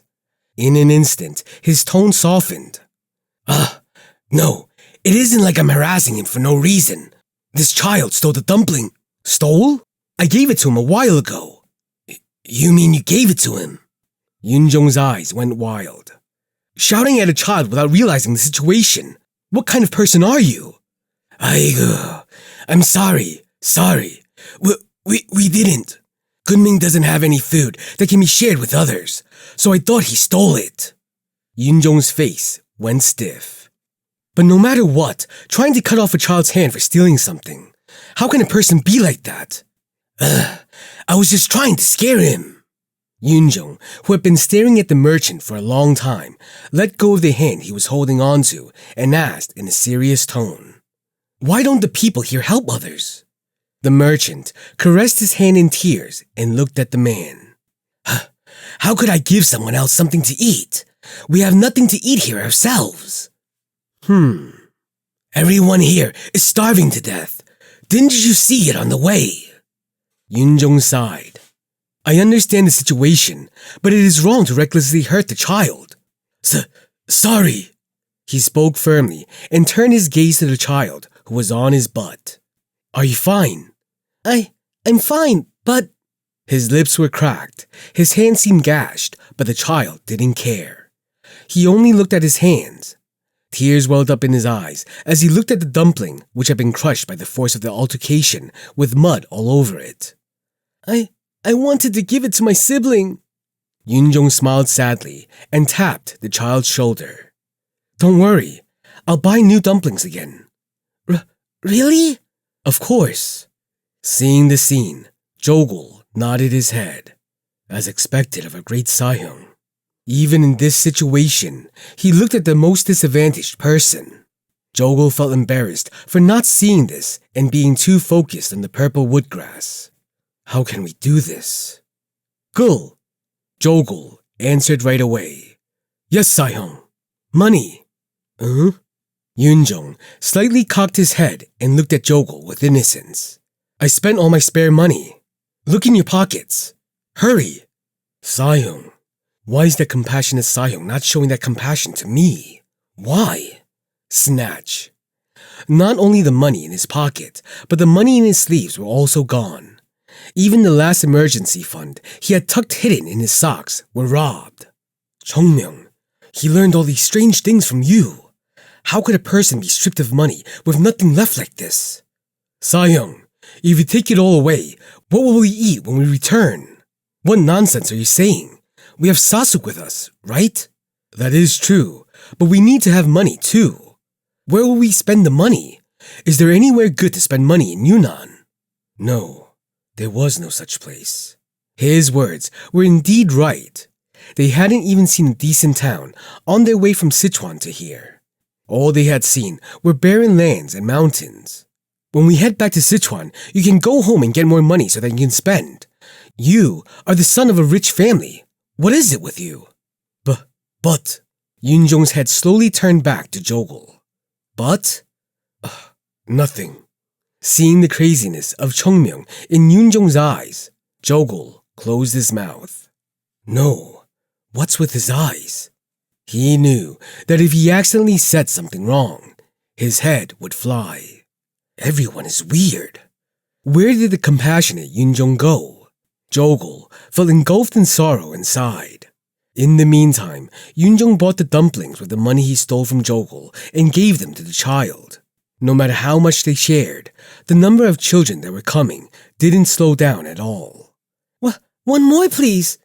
Here. Can I have this? Can we really have this? Have a lot. If you are hungry, come tomorrow too. I'll give it to you. Thank you. Thank you very much. Yunjong bit his lip. He could see their exposed ribs through the rags they wore. As soon as the child grabbed hold of the dumplings, he hurriedly shoved them into his mouth and began to cough. What are you doing? Go and get water. Yes. Jogul ran to the well without a word. Regardless of whether it was when Chung Myung was beating his Sahyungs or when the idiot turned Mount Hua upside down, Yunjong would never shout. He would sigh, but he would never shout. When he was angry, he looked completely different from the Yunjong who had stopped Chung Myung. For now, I'll just do what I'm told. Jogul's survival instinct whispered to him. Jogul, who brought water from the well, gave it to the children immediately. They had bought so many dumplings that he couldn't lift them with both his hands, and yet they had run out in an instant. Yunjong let out a sigh as he looked at the empty cover. The children's eyes seemed to dim a little when they realized that they were out of food. Yunjong bit his lip. Usually, children didn't remember such stuff. When something happened, they weren't mature to think about why it had happened. And if the other children didn't get dumplings, they would get angry and release this anger onto the ones who had already received it. They wouldn't care about Yunjong's situation. However, as if they were used to this kind of thing, they just cried and didn't seem angry. And that hurt Yunjong even more. He shook his head and looked at Jogul. Buy more. Sahyong, didn't you rob me of everything? I have no money left. Do you not have anything else hidden? Didn't you take away my emergency funds too? Now even we might die from hunger. Is that so? Yunjong looked at the children with a contorted face. The children were crying with their faces cast down. Thank you. It's fine. We're not that hungry. Yunjong's forehead wrinkled.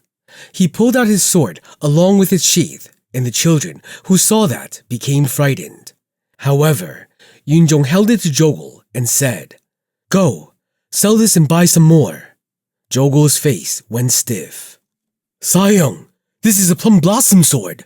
I have eyes as well. Sahyong, this is a present the sect gave us because we are its warriors. We will be punished. Why are you doing this? Punished? Yes. You mean the sect leader will be angry because we sold the sword to feed children? No. He isn't that kind of a person. Again, he would be angry with Jogul for selling the sword, but Yunjong would be angry if he didn't sell it. It is needless to mention that I am a swordsman, but I am a Taoist before I'm a swordsman. I cannot watch children starve in order to protect the sword that kills people. Go and bring the food. Sahyong, but... Despite his stubborn words, Jogul hesitated, unable to follow through, and Yunjong shouted, Hurry up! At that moment, a savior appeared for the sake of helpless Jogul. What is happening? Sasuk! Jogul and Yunjong, who discovered Baekchun, bowed. Baekchun frowned as he saw the sack in Yunjong's hand and children around him. I need to know what is happening here. Yunjong gulped and calmly spoke. After a while, hearing everything that had transpired, Baekchun frowned. Yunjong. Yes, Sasuk. Yunjong bowed his head. I understand your feelings, but even if you drop a few drops of water into dry fields, nothing will change. Do you understand what I mean? Yes, I do, Sasuk. Baekchun sighed and looked into Yunjong's eyes and said, You understand, but you have no intention of changing your mind. I apologize. Yunjong knew what he was doing. Having good intentions had a time and place. Their purpose here was to inquire about the purple woodgrass in Kunming. However, if he had kept doing this kind of work here, people would begin to notice them. Even if Baekchun was angry at Yunjong, he couldn't do anything to him in a crowded place. Baekchun nodded his head. Okay, then hurry up. Baekchun took out his pouch and gave it to Jogul, and Jogul, who saw it, became confused. Sasuk, there might not be many food shops here. Buy everything you can. Will that be fine? The mission is important, Baekchun continued. However, if we turned away from the needy to accomplish our mission, what would the elders say? He paused and then said, It would be wrong. I wish for the glory of Mount Hua. If we abandon what makes us a disciple of Mount Hua, then why would Mount Hua be any different from other sects? Jogul nodded his head. Of course, that doesn't mean we have to show kindness without knowing the time and place for it. But it seemed like it will not be a problem for now. So hurry up. Yes? You don't think it will be a problem? As Jogul looked at him, Baekchun frowned and whispered, Get it before Chung Myung finds out. I'll be right back. Jogul ran, and the others too looked at each other anxiously to see if Chung Myung was coming. We're here! Me too! There's a lot left, so don't push. With a large sack in the center, Yunjong, Jogul, and Baekchun distributed the food. It was obvious that the children would gather, but somehow word spread, and many more children flocked towards the location. Are there so many kids here? Kunming is a large city. It's just that everyone around who is starving is here. It seems that there isn't enough grain. Baekchun let out a low sigh. We can only give as much as we have. He bit his lips slightly as he watched the hundreds of children flock to him. He wasn't usually someone who prided himself on being merciful, but seeing the children there, he couldn't stand it. From his point of view, as the leader of this group of people, he had to blame Yoonjung for drawing so much unexpected attention onto them. But he also felt grateful for Yoonjung, who was doing something nice. Let's finish this quickly. Yes, Sasuk. Yoonjung distributed dumplings and stroked the children's heads. Eat a lot. Thank you. The big guys looking at him seemed frightened. Even though they were handing out food, the kids couldn't let their guard down. That could only mean that they had suffered too much. Doesn't it seem like even more people are coming? Now, even the adults seem to be coming. Baekchun frowned slightly. This was going to draw attention. I'd rather leave the food here. But that couldn't be done. That would lead to fights and accidents, and it would become a disaster, and people might even get killed for food. It was then. Who is it? The three people looked up at the same time. Baekchun's face went stiff. He saw people clad in white robes with half-covered tops and animal skin draped over their shoulders. The Nanman Beast Palace. Suddenly, the guards of the Nanman Beast Palace were walking up to them.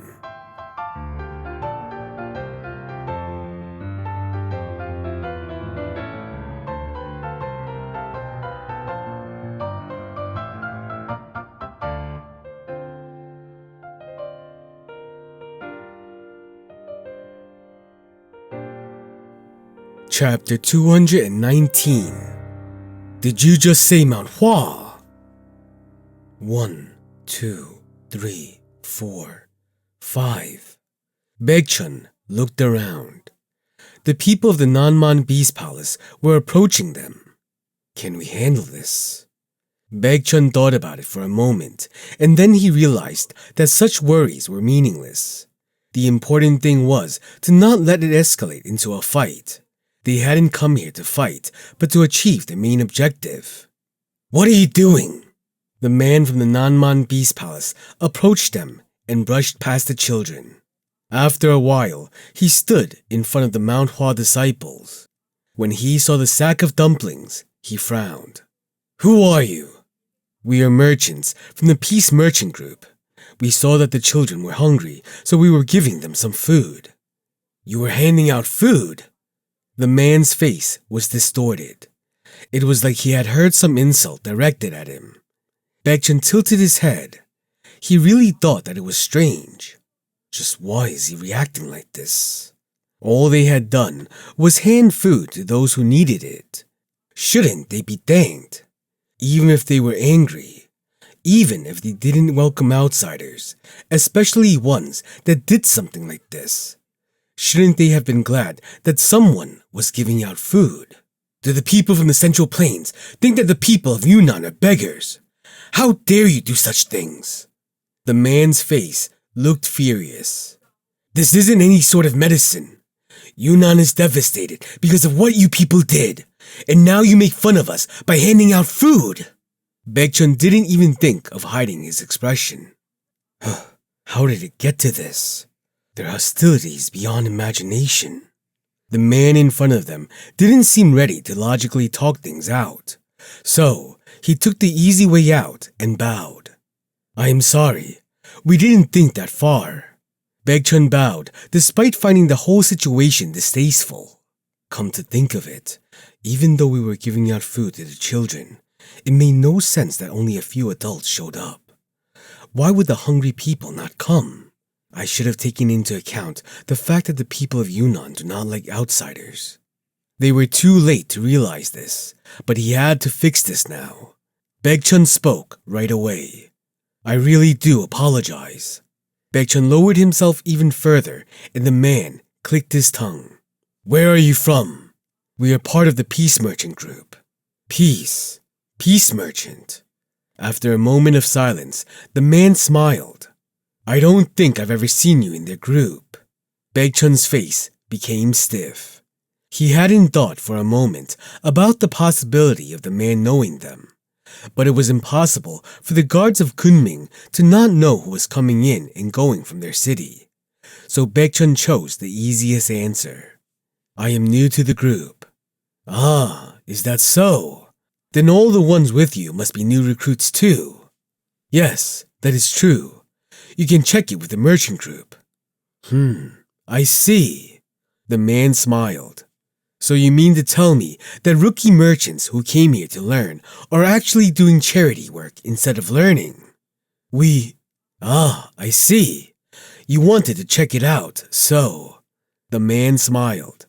You will be fine with being held captive as long as we can check your identity, won't you? That is, if you truly are part of their group, you wouldn't mind. Yunjong's eyes went wide. The merchant group would obviously say they were their people, but the problem was the Nanman Beast Palace guards already had doubts about their group. Of course. Baekchun didn't drag it further and agreed to it. As Baekchun nodded his head, the man had a strange expression and moved. You! Stop! At the same time, a voice came from behind and spoke to them. Though they are the people of the Central Plains, they were giving food to the needy. So why don't we just listen to these people and just offer them some grace? Yes, Sahyung. Baekchun sighed. It was nice to have someone take their side. And it was then, as if he had changed his mind, the man who turned around returned in a flash and pulled out the sword on his waist at the speed of lightning and drew it at Baekchun. And Baekchun reflexively pulled out his blade and blocked it. Kang! Even though the fierce attack was blocked, the man smiled. A warrior. That too, one that is good enough to block my blade. And yet you act like a merchant. Baekchun bit his lip. Excuses wouldn't work anymore. They are suspicious. Catch them. Yes. Baekchun backed away, holding his sword, and the men of the Nanman Beast Palace who were present there slowly began to gather around them. Sasuk, what do we do? The only two choices they had was to either fight or run away. Damn it. Baekchun gave strength to the hand holding his sword. Less than a day had passed, and they had already been found out. They had underestimated Yunnan too much. At that time, Yunjong bowed his head with a sad face. I'm sorry, Sasuk. Because of me. Don't apologize. But Baekchun continued. We decided it together, so we will all bear the responsibility together as well. It didn't matter if it was right or wrong. Baekchun had given them permission, and from that moment, it had become his sole responsibility. At that moment, he cried out, Fight!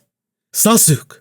Jogul drew his sword, and Yunjong put his hand on the side of his waist. I sold it!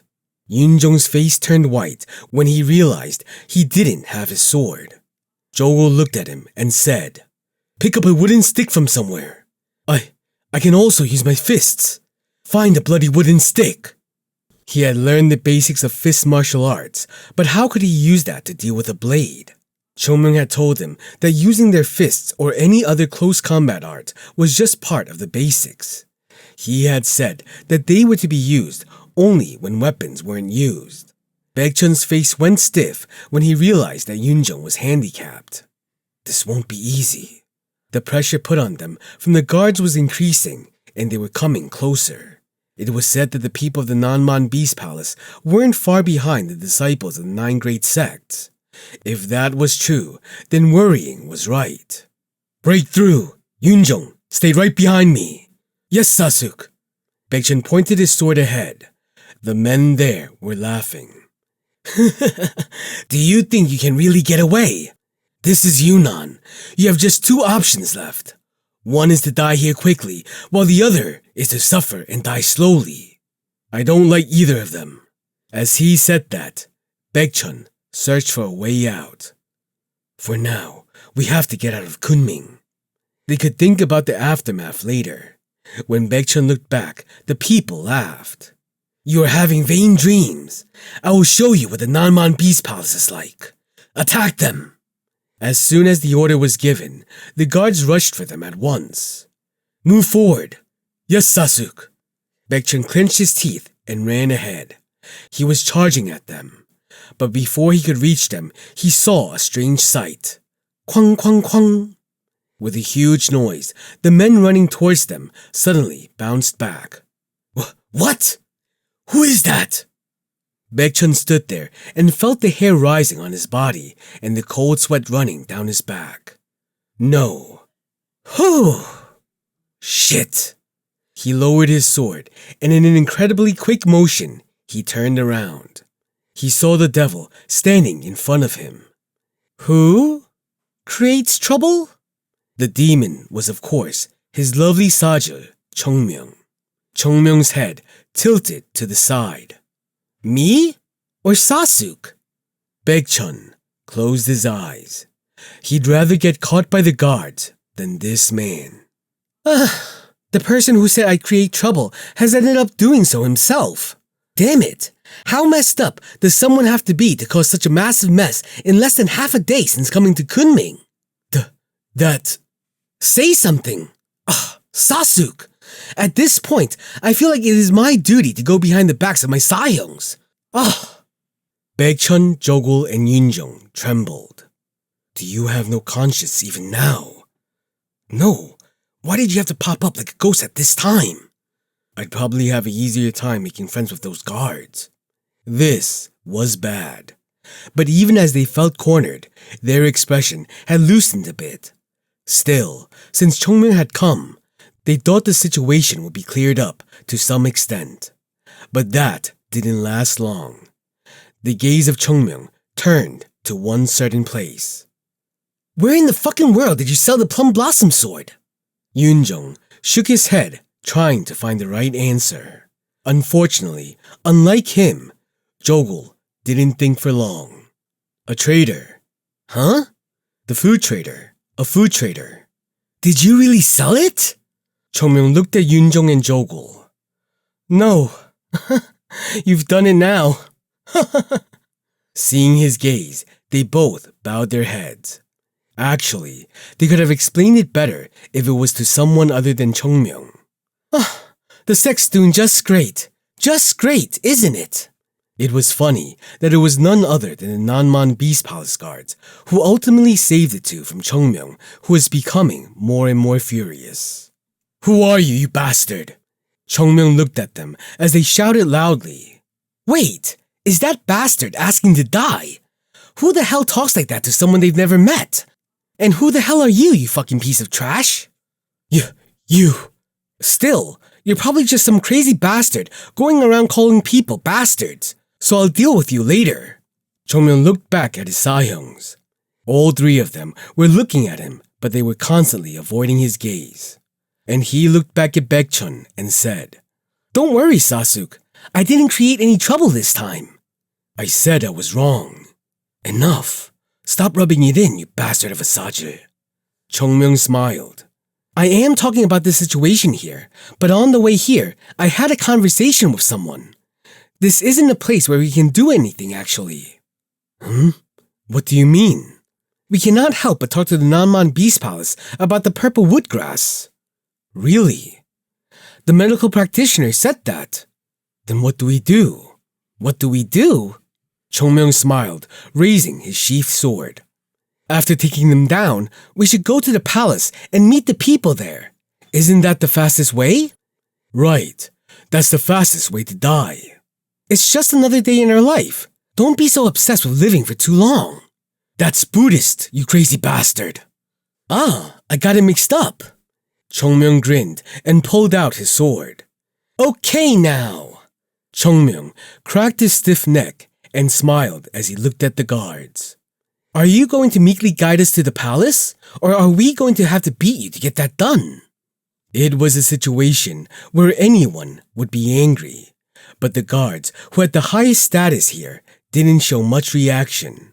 However, one person who was staring at Chung Myung asked, You want to meet the Lord? Yes. And we just need to guide you. Yes.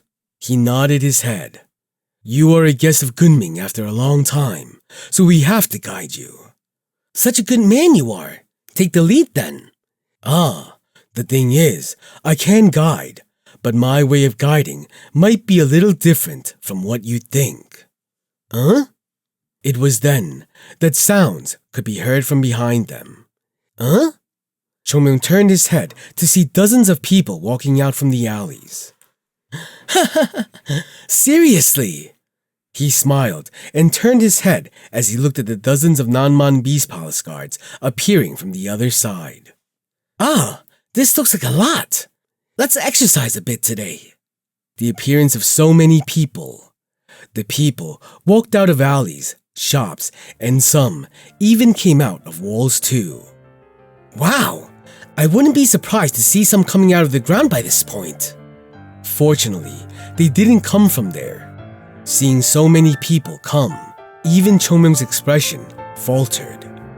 So you will guide us? Of course. The man smiled. Because we've been taught to keep the intruder alive and then lead them to the palace lord. Ah, is that so? Chung Myung looked at his Sayongs as if it was a good thing and said, They are saying they will take us there. They aren't taking us there, but catching us and presenting us, you bastard.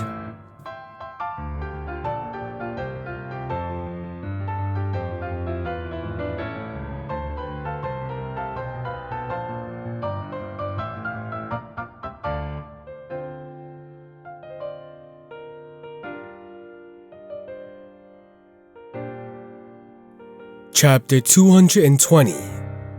Did you just say Mount Hua? How was your morning? Hyunjong smiled at Hyunsang's concerned question. I couldn't sleep well. Because of the children? Yes. Hyunjong sighed. I can't be at peace after sending out our children to remote and difficult places. I know that the children are strong, as Hyunjong said, and that this is the path Mount Hua has to take. But the human heart has a mind of its own. If the will of a human can do wonders alone, why would one need a heart? Right, that. Hyunjong couldn't hide his bitterness. I cannot properly lead the children like I should because we don't have enough strength. This was the last wish that Hyunjong had. Mount Hua was developing extremely fast with Chung Myung's help. But the driving force for that development was the children. The fact that Hyunjong couldn't develop and lead the children of Mount Hua into adults and his inability to provide them a shoulder to lean on for support made him sad frequently. Hyunsang spoke in a firm manner. Sect leader, believe in our children. Hyunjong turned around and Hyunsang smiled as he continued. Didn't Hyunjong tell us? The children are better than us. I don't think he was wrong when he said that. It felt absurd when he said it, but in retrospect, haven't they proved themselves enough? Yes, they have. What we need to do is give the children a solid foundation and a home to come back to. Hyunjong nodded, but his face couldn't smile. But I am worried. It is their first time going so far away. It was then. Sect leader! From the other side, Hyunjong was running towards him with his eyes wide open. You are running around like a boar, as if we have some work so early in the morning. Huge! Sect leader! Something huge! Huge! It's a real big deal! Hyunjong's face became serious. Hyunjong could have acted out once or twice, but he wasn't the kind of person to behave like this without reason. And for him to fuss like this must mean that something huge had really happened. What happened? Try to explain so we can understand as well. Tang family. Tang family. The Tang family lord. The lord of the Tang family is in front of our gates. Hyunjong's eyes went wide as he heard the unexpected news. Who? Who did you say has come? The lord of the Sichuan Tang family has come to see the sect leader of Mount Hua. The Tang family lord. Why has he come so suddenly? Hurry! Yes, this isn't the time to think. Hyunjong quickly moved his feet. As soon as he ran to the gate, he saw Tanganak and bowed to the man. Or at least he tried to. Before he could do that, the man in front of him clasped his hands together and bowed to him. Lord Tanganak of the Sichuan Tang family greets the sect leader of Mount Hua. Hyunjong flinched as he heard that and opened his mouth. The lord of the Sichuan Tang family. Such an individual wasn't even a little bit inferior to Hyunjong. Even if it had been the Mount Hua of the past, the lord of the Tang family had been stronger than them. But the present Mount Hua couldn't be remotely compared to them. How could the present Mount Hua, which had been thrown out of the 9 great sects one union, even be on par with the Tang family? There was no way Tanganak was unaware of that. So why was he being so respectful and polite to Hyunjong? It was when Hyunjong was at a loss of what he had to do that he felt Hyunjong poke him with a finger. Hyunjong immediately came to his senses and bowed. Hyunjong, the oldest living member of the Mount Hua Sect, greets the lord of the great Sichuan Tang family. When they both finished greeting each other, Tanganak raised his head with a light smile. Nice to meet you. Sect leader, please don't hate us for coming without informing first. What are you saying? The head of the Sichuan Tang family has directly come. We are way too surprised. Thank you for looking at us so kindly. But, what is it? Tanganak looked at Hyunjong and said, the disciples of Mount Hua came to the Tang family. The Tang family was favored by them, and we have decided to form a friendship with the sect. So of course, we had to come and visit Mount Hua to discuss our future, right? Friend? A friend? Chung Myung made friends with the Tang family. Hyunjong looked at Tanganak with a puzzled expression. The word friend was used where the word alliance should have been used. In that case, it would mean that the Tang family wanted an alliance with Mount Hua. Why would? Hyunjong stabbed him again. Hyunjong felt lost at the unexpected turn of events, so Hyunjong took the lead. It isn't polite to let our guests stand near the gate. I will guide them to the guest home. Right, guest house. The guest house. We have one. Tanganak smiled brightly. Sect leader, you don't have to be so shocked. We came here because we really wanted to build a good relationship with Mount Hua. There are no hidden reasons. Tanganak turned to the side. So, greet them. Tang So bowed her head to the elders. Tang So, the daughter of the Sichuan Tang family, greets the sect leader of Mount Hua. This child of the Sichuan Tang family wishes to enter Mount Hua. Enter? Why would you? Confusion and bewilderment flashed through Hyunjong's face, and Tanganak said, She is my daughter. Why is your daughter saying this? A voice mixed with laughter entered the ears of Hyunjong, who couldn't keep up with this situation. If it's like this, Chung Myung must have done something again. Exactly. Hearing the words of Hyunjong and Tanganak, Hyunjong nodded his head. If there was something that one couldn't understand in Mount Hua, simply inserting the 2 words Chung Myung would clear up everything. We'll discuss the details inside. Yes. This way, please. Hyunjong guided them inside in a polite manner. Hyunjong, however, couldn't speak until Tanganak had moved to the guest house far away. Seeing that, Hyunsang spoke with a laugh. See that? What did I tell you about our children? Didn't I say they would do well? They seem to be doing well in Yunnan. How can we think of them as normal kids? At the proud words, Hyunjong had to agree. Right, that is true. His gaze moved to the south. The disciples of Mount Hua were somewhere on that side. They must be well. They have to be. They are our children after all. Hyunjong's voice was filled with great joy. Chung Myung lay on his back and spoke.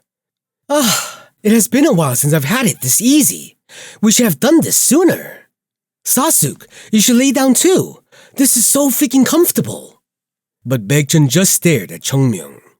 What is going on inside that bastard's head? Baekchun sometimes felt a great urge to split open Chung Myung's head and see what was happening inside.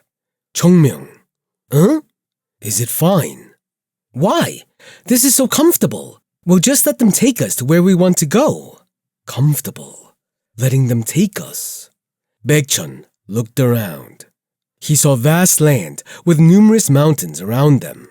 The huge rocks truly were magnificent, until his eyes rested on the window of the wooden grate they were in. And the cow, which was dragging it, was mooing loudly. The disciples of Mount Hua, along with Chung Myung, were being taken to the Nanman Beast Palace after being imprisoned in this wooden grate prison. But what did he say? This is comfortable for him. Baekchun sighed. Chung Myung, shouldn't you feel a sense of crisis? Crisis? Chung Myung smiled and clasped his hands. Do you have some other plan? If we want the purple woodgrass, we need to get in contact with the Nanman Beast Palace. If they don't allow it, no one will speak about it. Right. Then the best way to get the grass is to meet them like this. True. Then this is the fastest way. That is the problem, you rotten idiot. Baekchun screamed and ran for Chung Myung, and the wooden floor made a huge noise. Thud, thud. The guards, who were next to it, hit the bars. Just be quiet, will you? Baekchun reluctantly sat down, and the guard clicked his tongue. These people. What are these people? They are acting so shamelessly despite being caught. It is my first time seeing such crazy people from the Central Plains. Just leave them alone. They're all turned sane when we take them to the Lord. Chung Myung poked his head through the wooden bars. Mister! What is it again? How much longer will it take? The guard glanced at Chung Myung with an absurd look on his face. Does he think that this is a passenger carriage? You seem to have a wish to be punished soon. We will arrive there soon. Chung Myung, who heard the answer, sat down and nodded. Seeing that, Jogul sighed and Yu Yi-sol sat cross-legged with an expressionless face as usual. When did Sago get caught? I was right behind you people. You have no presence at all, but they still caught you. If you have something like a skill that lets you hide your presence, you should use it for good.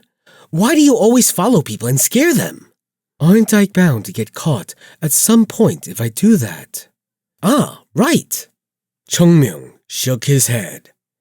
Yoonjung, who saw him doing that, looked like the world had collapsed. Chung Myung tilted his head as he noticed it. What's with him? Despite the fact that I've repeatedly denied it, he seemed to think that we were caught because of him. We were caught. That's the end of the story. Why waste your time thinking about that? You should really not talk about such things this easily. Baekchun, who was angry, yelled, and Chung Myung just smiled as he looked at Yoonjung. Yoonjung Sahyung. Yes. Good intentions do not always lead to good results. There are plenty of people in the world who makes a lot of their decisions with good intentions and suffer for a long time because of it. People who never get rewarded. At that moment, Yoonjung lifted his head and little by little, his eyes began to turn normal. Chung Myung continued. But that doesn't mean that the intention themselves should be abandoned. Did Sahyung do it with the hope of being rewarded? No, it wasn't that. Then pull in your stomach and stand tall. What you did wasn't wrong. I get what you mean. Yoonjung nodded his head, and Chung Myung looked up at the sky. Right, my sect leader Sahyung? Mount Hua had sacrificed itself for the world, but no one had noticed nor remembered, and they even tried to bite the hand that had fed them. Then, was everything that Mount Hua did a huge mistake? No, it wasn't that. Even if Chung Myung thought of it that way, his Sahyungs and Sajes in his past life probably would have had no regrets about what they did.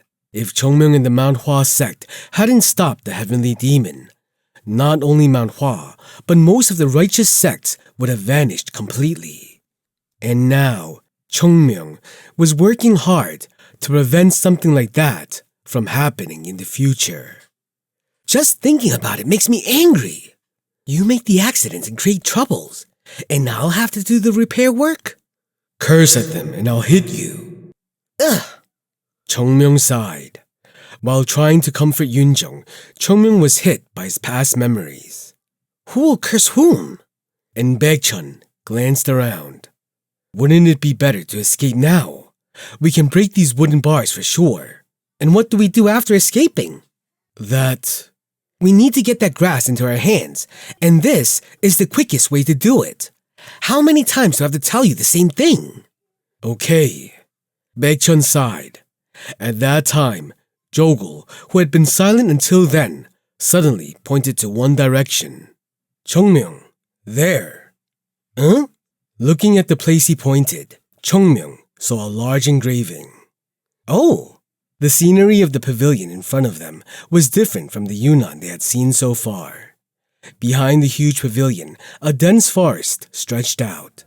It seemed as if not even a single ray of light could penetrate the thick canopy. It was different from the barren fields they had seen. This is the Nanman Beast Palace? Baekchun looked around with tense eyes. It was as if the true weight of the name seeped into their minds after seeing the pavilion.